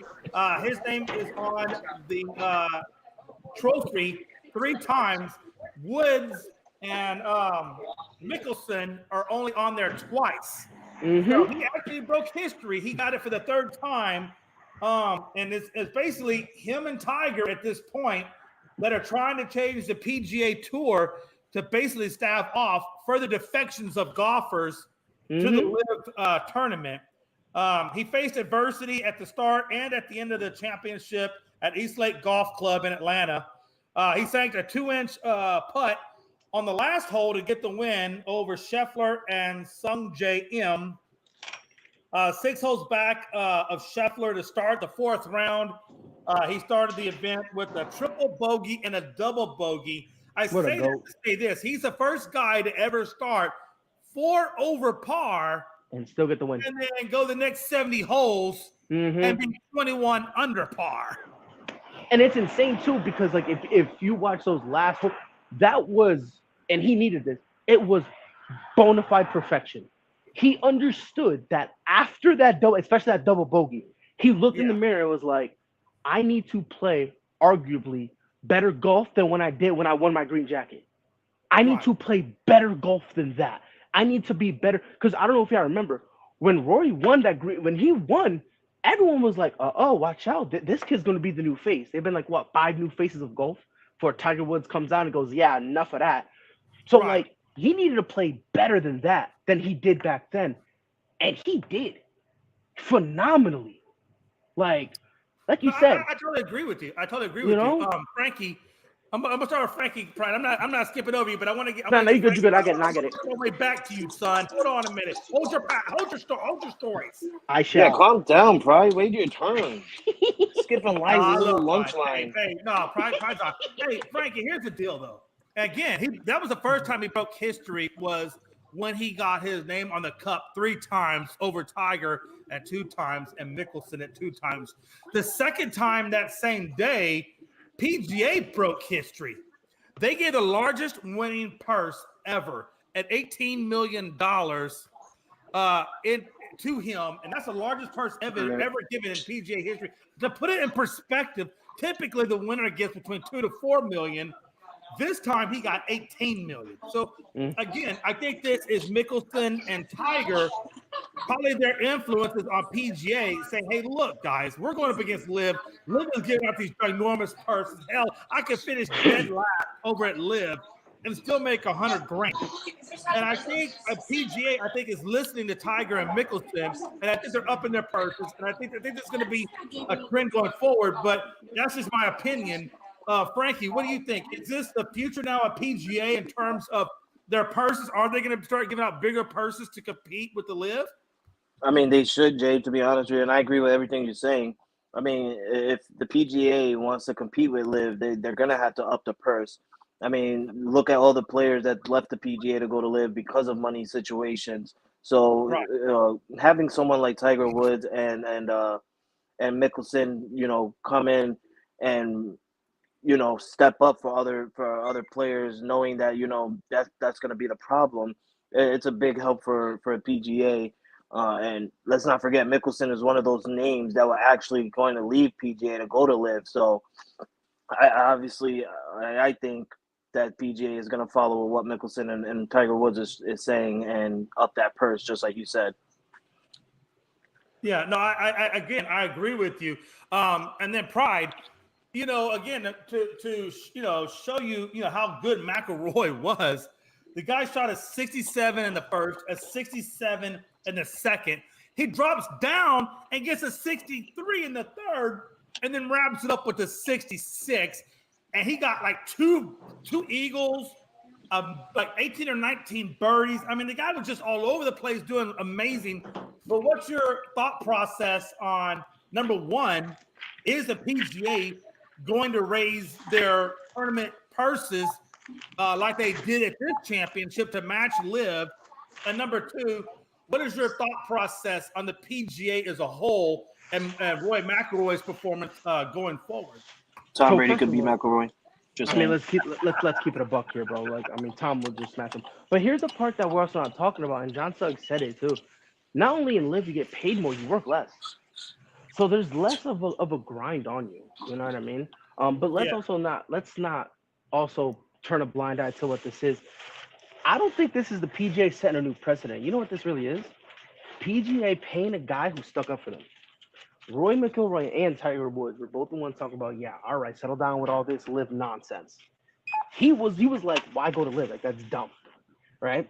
He ends up winning.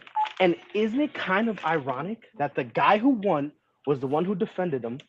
And don't you think it's a little ironic that he just so happened to get paid 18 million? Don't you think that's a little ironic? Isn't that now? I'm not saying that it was rigged. I'm just saying that as soon as they saw him win, that we're giving this kid a beat. We're giving him a bag. That he defended us. This is our way of saying thank you to him. You know, I don't think they're really setting any precedent. I just think this was just a, hey, you stuck up for us. Let me do you a little something. Let me sneak over a little something for you. And that makes sense. That's honestly, possible. I don't think this is like them setting any precedent or whatever. I just think that's them kind of saying thank you for sticking up for us. Here's a little change for your trouble for anything that Wait a minute. any So just so I controversy that understand spews you, up or anything. you're saying, hey, just because I want to make sure I'm on par with you. So you're saying, okay, they gave the 18 million as a, hey, thanks for sticking up to us. But you, after that 18 mil, they're going to basically go back to the standard payout for what they paid out previously in past tournaments, and not necessarily raise those purses to reflect. they'll probably raise it a little bit, but 18 mil or like they're not going past double digits. I don't think they're going past double digits for a while. I think they're gonna do this thing. They're gonna raise it a little bit so that way they can at least say, oh yeah, we raised it, and then that's really it. Like they're gonna raise it a little bit, but 18 mil, I don't think so. Let me ask you a question, a couple of questions. And Big Shot Rob, be thinking about this too, because I'm going to ask you these same questions to you as well. John Suggs makes some good points. Again, he's saying money is a major part of it, but a lot of players like to live more because less stress of not having to play every weekend, which I get that. Hold on, I get that. And number two, he goes on to say that all the players are going to live. Does Woods actually win another title? Now, before you answer that, I kind of can see why, Liv can pay their I can see how they pay their tournaments more because, like John said, they played less, and when he played less, then you can increase your tournaments as more.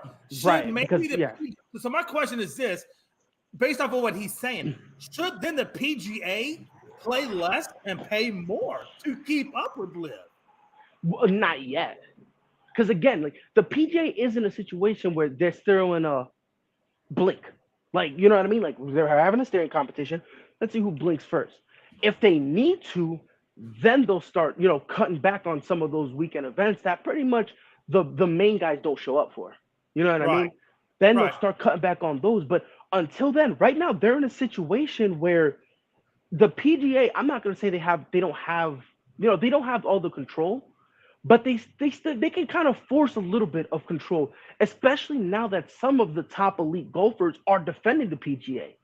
Now that you got some of the guys stepping up and saying no, and it started obviously with Tiger Woods when they wanted to offer him a donk zillion dollars, and he was like, "Lols, good one, clowns." Like when he did that, that kind of inspired other golfers to do the same. So I don't think they're there yet.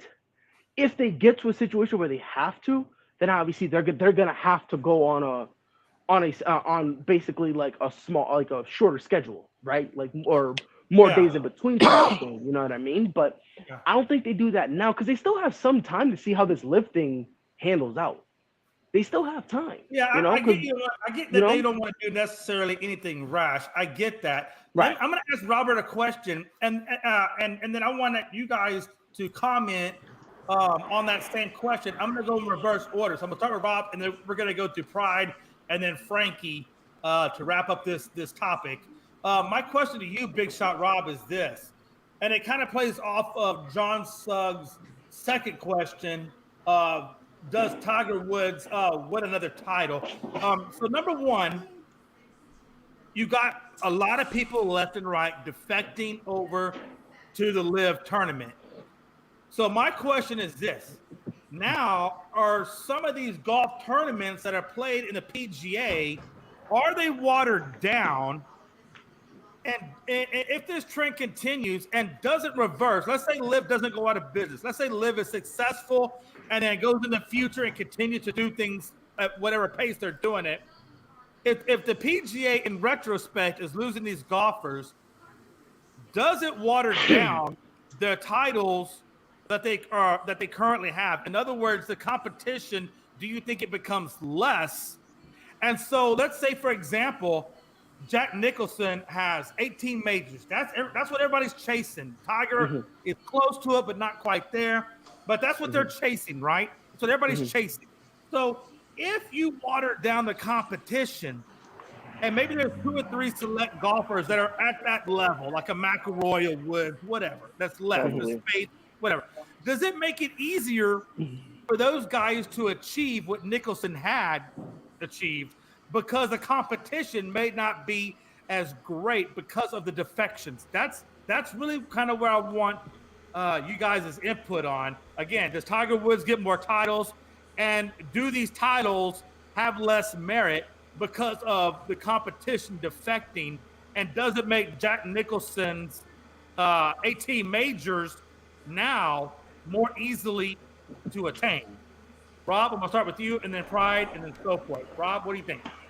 Yeah, I'm not really much of a golf guy. I don't really watch golf, but I'll just say, like, if LIV becomes like the more popular league, then or the more popular golf tournament thing, then I could see them taking over, and the PGA won't be as popular. I know PGA has been around a long time, but it seems like Live is taking over now. So if they take over, they're going to attract like all the good golfers to there, and then those guys will get like all the endorsements and stuff, and like the payouts and all the things like that. So it's kind of like with wrestling, like wrestling went with like WWE, or you had WWF, and then it kind of switched over to WCW, and then went back to WWE again. So What? You got it all wrong, bro. You got it all wrong, bro. Hold on, Pride. Pride. Yeah. Frank, let the man finish. Hold on, let him finish. You're going to get your turn. You can say whatever you want. Just let the man finish. I told you I'm not a golf guy, man. I don't watch golf really, man. Nah, you good, Rob. Rob makes a good point. Stop hating on it, Frankie. Yeah, man. So, if, Go ahead, Rob. if all the golfers switch over to Live, man, it is what it is. I mean, they're starting to take over, and that they want to play in that play under that tournament, then that's their business. If some want to stay with the PGA, that's their business too. So whatever way they go, like that's their decision. That's how I look at it. No, I agree. Pride, before you go, I want to throw two more comments in there just to kind of see what you think as you give your answer. Because John does say some good things here. He says, just imagine Liv gets a TV deal and endorsements like Adidas or Taylor or Ping or Nike, Callaway. They join Liv.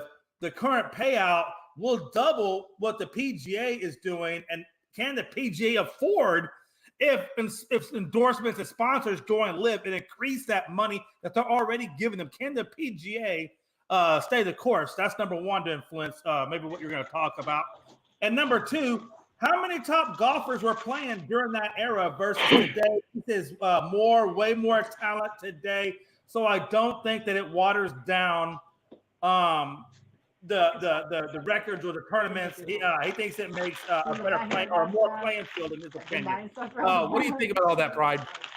Well, I mean, let's be fair and keep it in perspective. Do we strip Bill Russell from his 11 rings? No. So there's your answer. I'm not, you know what I mean? Like, is it gonna make it a little easier? Sure, but you play who's here.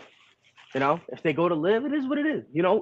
I'm not gonna knock whoever wins it just because they're not playing top. It's not their fault, right? That's number one, right? Now, number two, because you kind of implied a question like it's kind of the PGA, their credibility is that in trouble. It kind of is to an extent. Yeah, and the I reason did why the credibility of the PGA. I'm glad you picked up on that. Carry on. Yeah, and the reason why I say it's kind of in the verge of being compromised is like Rob made a good point. What if they start getting endorsements? Supposedly, this is a TV deal around the corner that's gonna make Live literally poop out money. They're literally gonna be wiping. They're literally gonna make $1,000 bill, a specially made $1,000 bill to wipe their butt with. That's the type of money this new TV deal that's around the corner is supposed to generate for Liv. So imagine that with endorsements, because Gatorade don't care where you at. Reebok, Adidas, they don't care where you're at. They don't give a front door.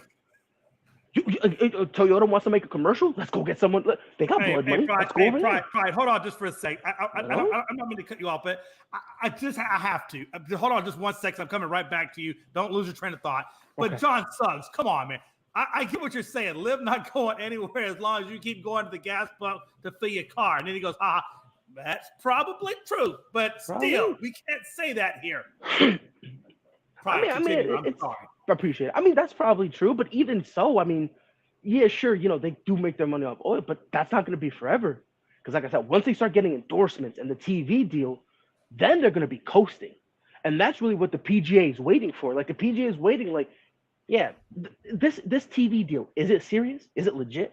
Are these endorsements serious about working with Liv? That's really what I was referring to earlier. They're like in a staring competition. Whoever blinks first loses. That's what they're waiting for. They want to see if any of this stuff is legit. So is it compromised?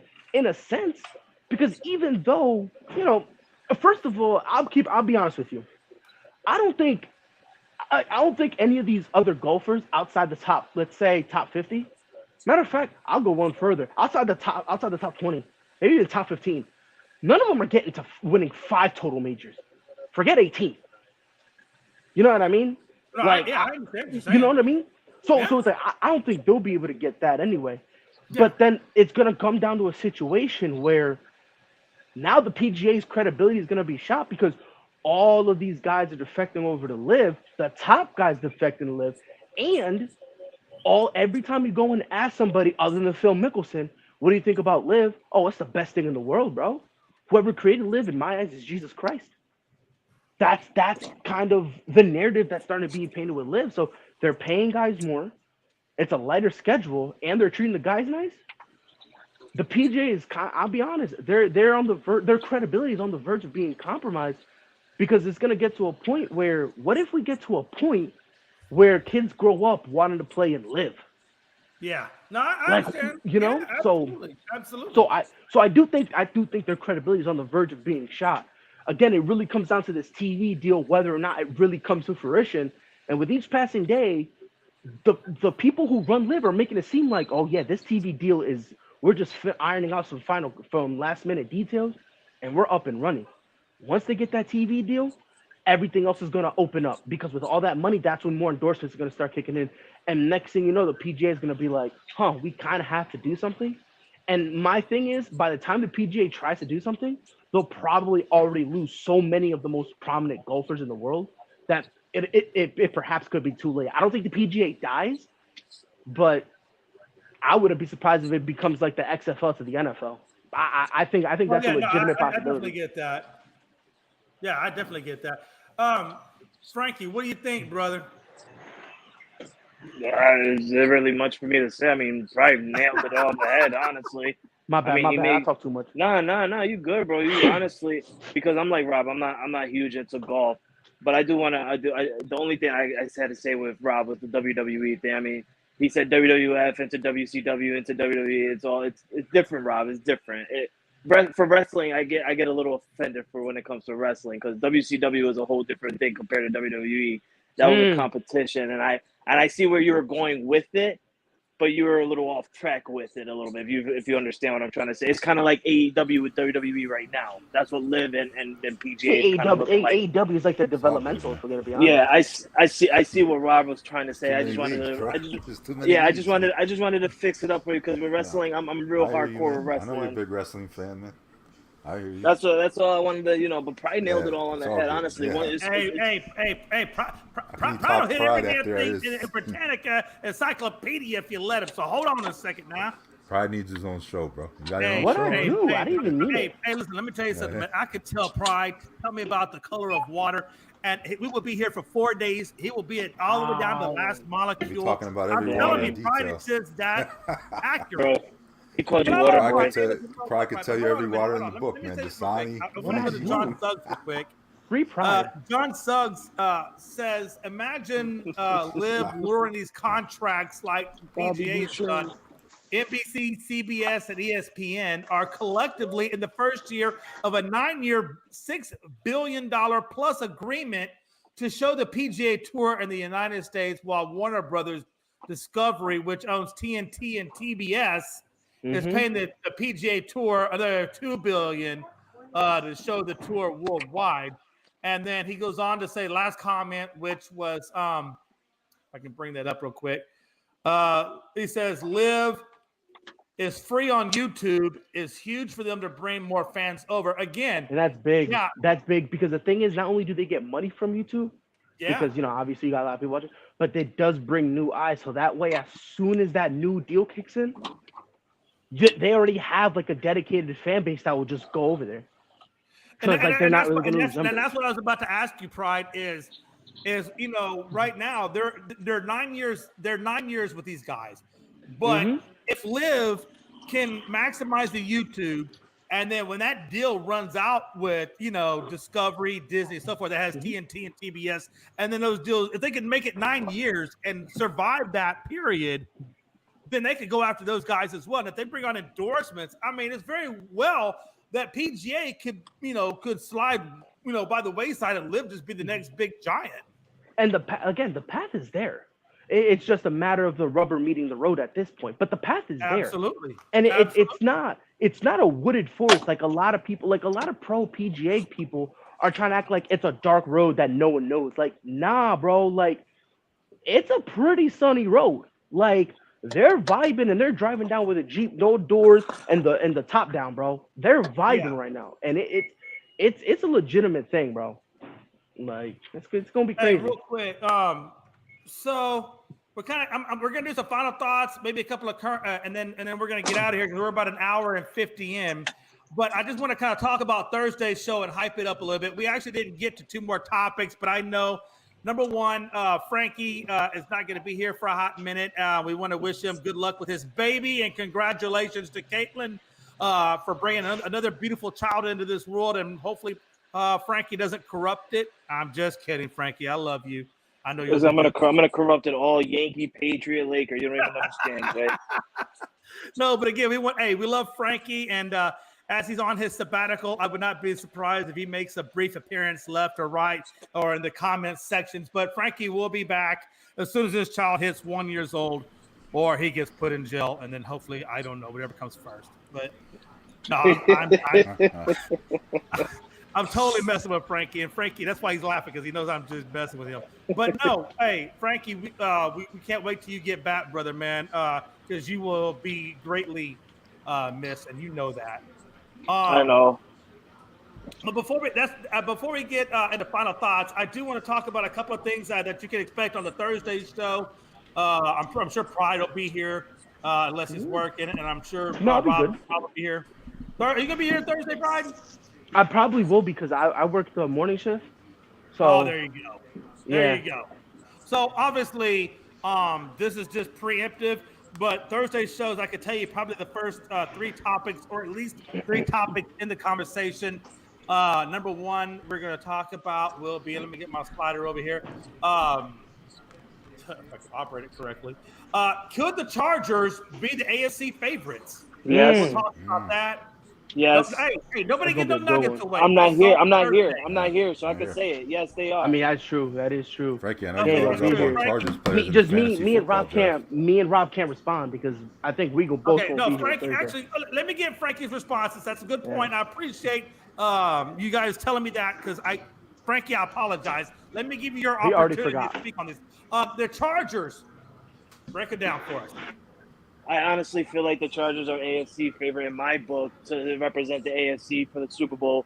And the reason for is because they upgraded a little bit more on their defensive side. And Justin Herbert is that guy. We've seen what he's done the past 2 years. He's just that man. And let's not forget, he was technically in that MVP conversation a little bit last year before Aaron Rodgers, took that away.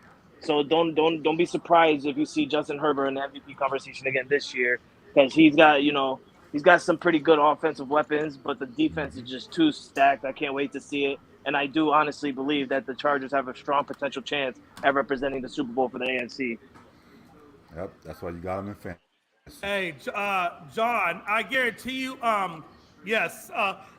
Saturday, we're not going to talk about all of the games because, my God, you could do a whole docu-series on every game. But we will probably pick up maybe like 2 or 3 of the big games, and we'll talk about those, and we'll go from there. So there will be some college football on the Saturday show. I'm pretty sure Eric Logsdon would kill me if there wasn't.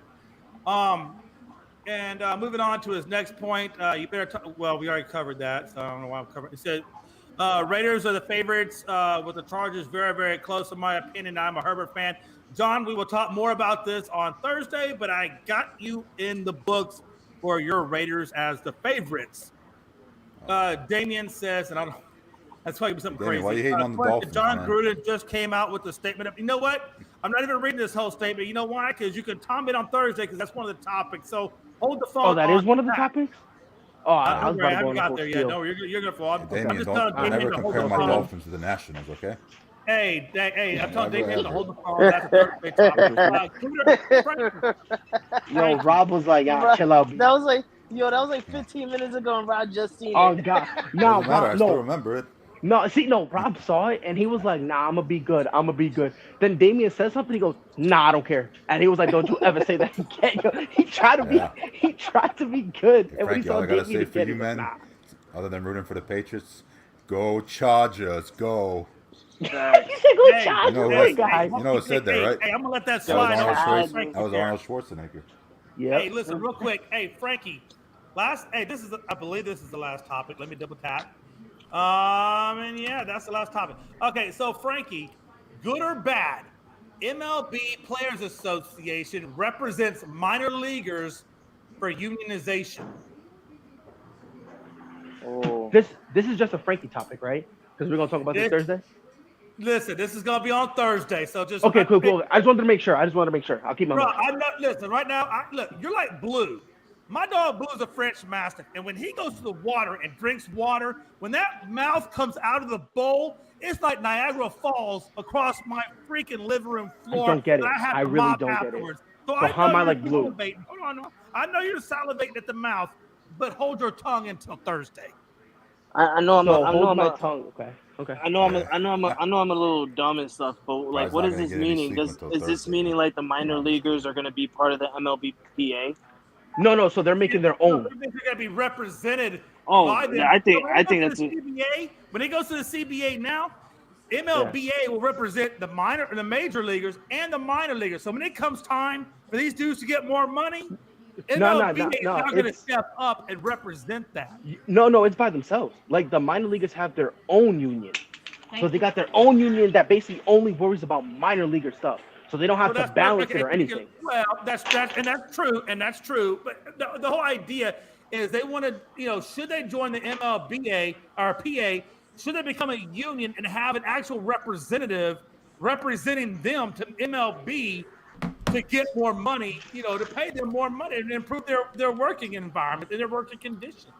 Well, if you put it that way, Jay, I think it's a good idea. I mean, let's be realistic. MLB, the minor leaguers, they don't get looked at very much, kind of like the MLB. It kind of like looks like basketball as well. You know, the minor leaguers for baseball are kind of like the WNBA. They don't get looked at very much. They don't get paid very much. It's kind of like, well, why join the minor leagues when I mean, I understand you're getting money, but you might as well just go on to college and play some college ball for a little bit and enjoy that, because when you go into the minor leagues, you're thinking that for one, you have a quicker chance of going into the majors, and two, you're worried about getting money because that's what everybody is worried about, is money. So I think this is a good chance for the minor leaguers to step up and have a voice in the MLBPA if they are to unionize. Real quick, John Suggs, we had a whole topic on Little League Baseball Hawaii and that Damn, 65 John Suggs, that get this shit 65 together. outscoring. So that tells he me just you pulled a must have gone Rob. to the bathroom, or you may have had to refill your cup of alcohol. He Or just- maybe you were having conjugals with the wife. I don't know, but you were Bro, he- obviously doing something other than listening to this podcast when we covered Hawaii He and pulled a their Rob. fourth title in the Little League. I'm just Bro, saying. He just pulled a Rob. He just pulled a Rob, bro. Get your shit together. God. Yeah, man. We already spoke about this. Hey, I wasn't far off. He said he had to go to the bathroom, and I get that. Oh, Take your phone with you next time. Hey, honestly, take your phone. yo, Hey, Frankie. take your Leave phone. your phone in the Absolutely, bathroom take like your that, phone. bro. That's first and foremost. Secondly, we talked about that for a hot minute, so you must have ring. That must have been the longest number 2 ever. Yeah. That was the longest number 2 ever. Man, Trying to be professional. I'm gonna your keep it to teeth myself. Must be sensitively Yeah. sore. Keep it professional. I'm just gonna say that, or maybe you were looking at one of those magazine covers, and you're gonna say you were reading, but we know you weren't reading. Anyway, He was spanking one out real quick. Slap, slap, slap. Zoinks, zoinks. take the phone. Hell, that snow would have melted the bath. You know what? Okay, I'll give you that. And if Take you the want to say phone, smell versus rubbing one out, I will certainly support you. Hey, man. Again, though, no, for real. Hey, listen, when it comes to MLBPA, let me ask you this, Frankie. Nobody else speak because everybody else, I'm going to ask the same damn questions, and you're going to have. We get it. We're gonna shut up. We'll shut up. I know. I'm just saying, Frankie. and Frankie only. Oh my God, I sound like my cousin Benny when he's talking to the lawyer. But anyway, Frankie, let me ask you this, man. Ask me, Jay. Ask it to me Let me tell sexually. you something. Let me tell you something. How effective do you think MLB Whose man Players is this? Association will be when it comes to increasing their wages and getting them better accommodations and things of that nature? How effective do you think they're going to be going up against the big boys at MLB? Oh, that's a good question, Jay. I mean, I don't think they'll be fully effective. I think they're gonna get more money than what they're getting now. Not close to what MLB players are getting, but I want them to get at least Mike Hughes, one of our ASAP network people. he nailed it on the head also with how the MLB PA. Listen to me because I'm looking at the topic. The minor leaguers, they don't get very looked that good, and they're not getting that housing stuff like that the major leaguers are getting and everything like that. Honestly, I don't think they're going to be as equal if that's what you're trying to ask, Jay. I don't think it's going to be anything different. I just think it's more focused on money. I don't mean equal, but right now, and I'm not going to give out what they make because we're going to talk about it on Thursday. But let's just be honest: a minor leaguer, whether it be AAA, AA, single A, a minor leaguer is in poverty. They pay them at a poverty level scale. Right. Damn near a poverty level scale. So, Jay, you mind if I ask the question a different way? Because I think I know what you mean. No. Go ahead, Pride. If you want to say it a different way, I'm all for that. I want to see. I think what Jay's asking, Frankie, not if they'll be on the MLB level, but if they'll be better than what they are now. Yeah. Well, they earn a living wage. Definitely. I think definitely. Am I in the right ballpark, Jay? Yeah, that's exactly where I was going at. And John Suggs, come back Thursday. It's a little less than what you think, but you're in the ballpark of kind of where I'm going with what the process would be to actually make this happen. And by the way, I will drop one nugget. No, you know what? I'm not. I'm going to save that nugget for Thursday. John Suggs, you can't guilt me into saying it. Neither can Pride. Pride, by the way. Pride? What did I do? Pride, I know, man. I love Pride. Pride, by the way, that was a good explanation of what I was trying to say. I appreciate it. You said it exactly the way I wanted to. John, hold your horses, man. I know you're all excited over there. You just got to the bathroom. You say you were just in there taking a poop, but we know it's for because you're coming out way too happy and way too energetic. I'm going to hell for that comment. Anyway, final thoughts before we get out of here. Again, my final thoughts, and then we're going to go straight down the line. My final thoughts is, again, Thursday we're talking MLB Players Association. We're talking is the Chargers the AFC favorites, and then also we will talk about these John Gruden emails. So we will talk about the John Gruden emails and his response back about these emails. We definitely will cover that. And again, we'll probably cover a few other things as they come up between now and Thursday. So, but those are definitely 3 topics that are in the books, and then we'll add to it as we go between now and Thursday. So, with that being said, Frankie, oh my God, what's up, brother, man? Final thoughts.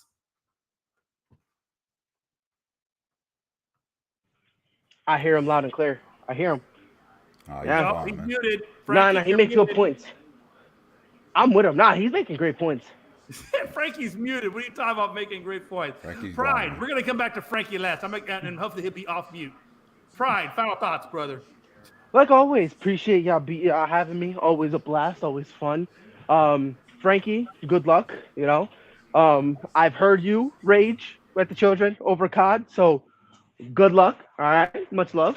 I will be here Thursday. Even if I have to beat people up. I'll be here. Even if I got to beat up my kids, it is what it is. You feel me? And we want you here because we love you. I'm glad. Yay, I'm loved. I'm respected somewhere, relatively speaking. But I'm looking forward to Thursday. And Rob, you better be there, Rob. You better be there. And I'll be here, man, for sure, man. Even though you're the analyst of the show, man. You're the main analyst of the show. I'll be here for sure, man. Yes, sir. I appreciate y'all having me. Big shout, Rob, man. Final thoughts, brother. Yeah, I'm looking forward to the next show, and then just looking forward to football season. I mean, we got college football coming this weekend. The Hurricanes don't really play anybody till week 3 when they play Texas A&M. They got a couple tune-up games coming up, but Bethune-Cookman and I think it's Oh my God, the Hurricanes. Southern Mississippi. There he is. Yeah. So Frankie, Hurricanes you're back, will be ready Frankie, to make 3 to go for points? Yeah, I'm back. I had to go say goodnight to my kids. Gotcha. Yeah. Frankie, good luck continuing to be a father. I know you do a great job. So I wish you luck. And I wish you luck in fantasy football, only except when you play me. Definitely not. Yeah. I hope I win the league this year. Or I hope I win in your league and I win in the 20-man league. We'll see what happens. It's going to be tough, but I'm up for the challenge.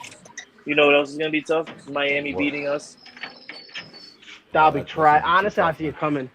I see it coming, but we're going to make Tua. We're going to make Tua retire the second time we meet him. We're going to make him retire. I'm telling you right now, Devontae Parker going off in Miami, on Miami, to show you guys he still got what he got, bro. Man. Football's back, Rob. Get ready for that shit talk, brother. We're beating you guys like we did the Eagles, man. 48-10, man. We'll see what We're happens. going to beat you guys like we did the Falcons. Zoinks. Yeah. I don't think so. Zoinks. We'll give you all the lead. We'll give you all the lead, bro. And my quarterback, Michael McCorkle-Jones, he will lead us to come back. Yeah, And if y'all don't know who that is, that's my guy. That's my guy, Mac and Cheese. Yes, sir. Yes, sir. I'm Mrs. Frankie. God damn, man. You're not coming back on us if we get the lead, man. I'm sorry, man. I promise you we will. Rob. I'll call Mac Jones. I'll hit him up. I got his number. Yeah. Me and him, we be chopping us. I'm gonna let him know. I'm gonna tell defense sell the first quarter. We're gonna give y'all a 28-3 lead just to recreate the Super Bowl, just so we can look at Mac Jones, squint our eyes, and pretend it's Tom Brady. It's gonna be like the meme when you take off your glasses and we gotta fix them. Yeah. It's gonna be Tom Brady blurry, and we gotta fix our glasses. And it's Mac Jones. I'm about to be like, is that a number 12 or is that a number 10? I can't really tell. Nah, he's number 10. He is old man now. He do that. He is old man now. He is old man now. Ain't got no shoes. I'm sorry, Jay. I don't mean to go. I don't mean to go off the rails, man. I just needed to, go out with a bang, especially against the AFC rival. You know what I'm banger. Yeah. Frankie, take your wife and kids down to Miami and go watch the game, man. I take my kids and my wife down to Miami to watch to watch the Patriots win, just so I could have a fight with a Miami Dolphin fan. Oh yeah. Just to make them lose twice in one day. One day, I can't stand this man. Let them know. Let them know. We don't lose out here. By the way, Jonathan Mantis, if you're watching, I'm feeling really bad for you, man. You got a tie score. You had a 3-0 lead on the Mets, and you guys let them come back. How horrible. Your Astros up 2-0 last time I checked. I think it.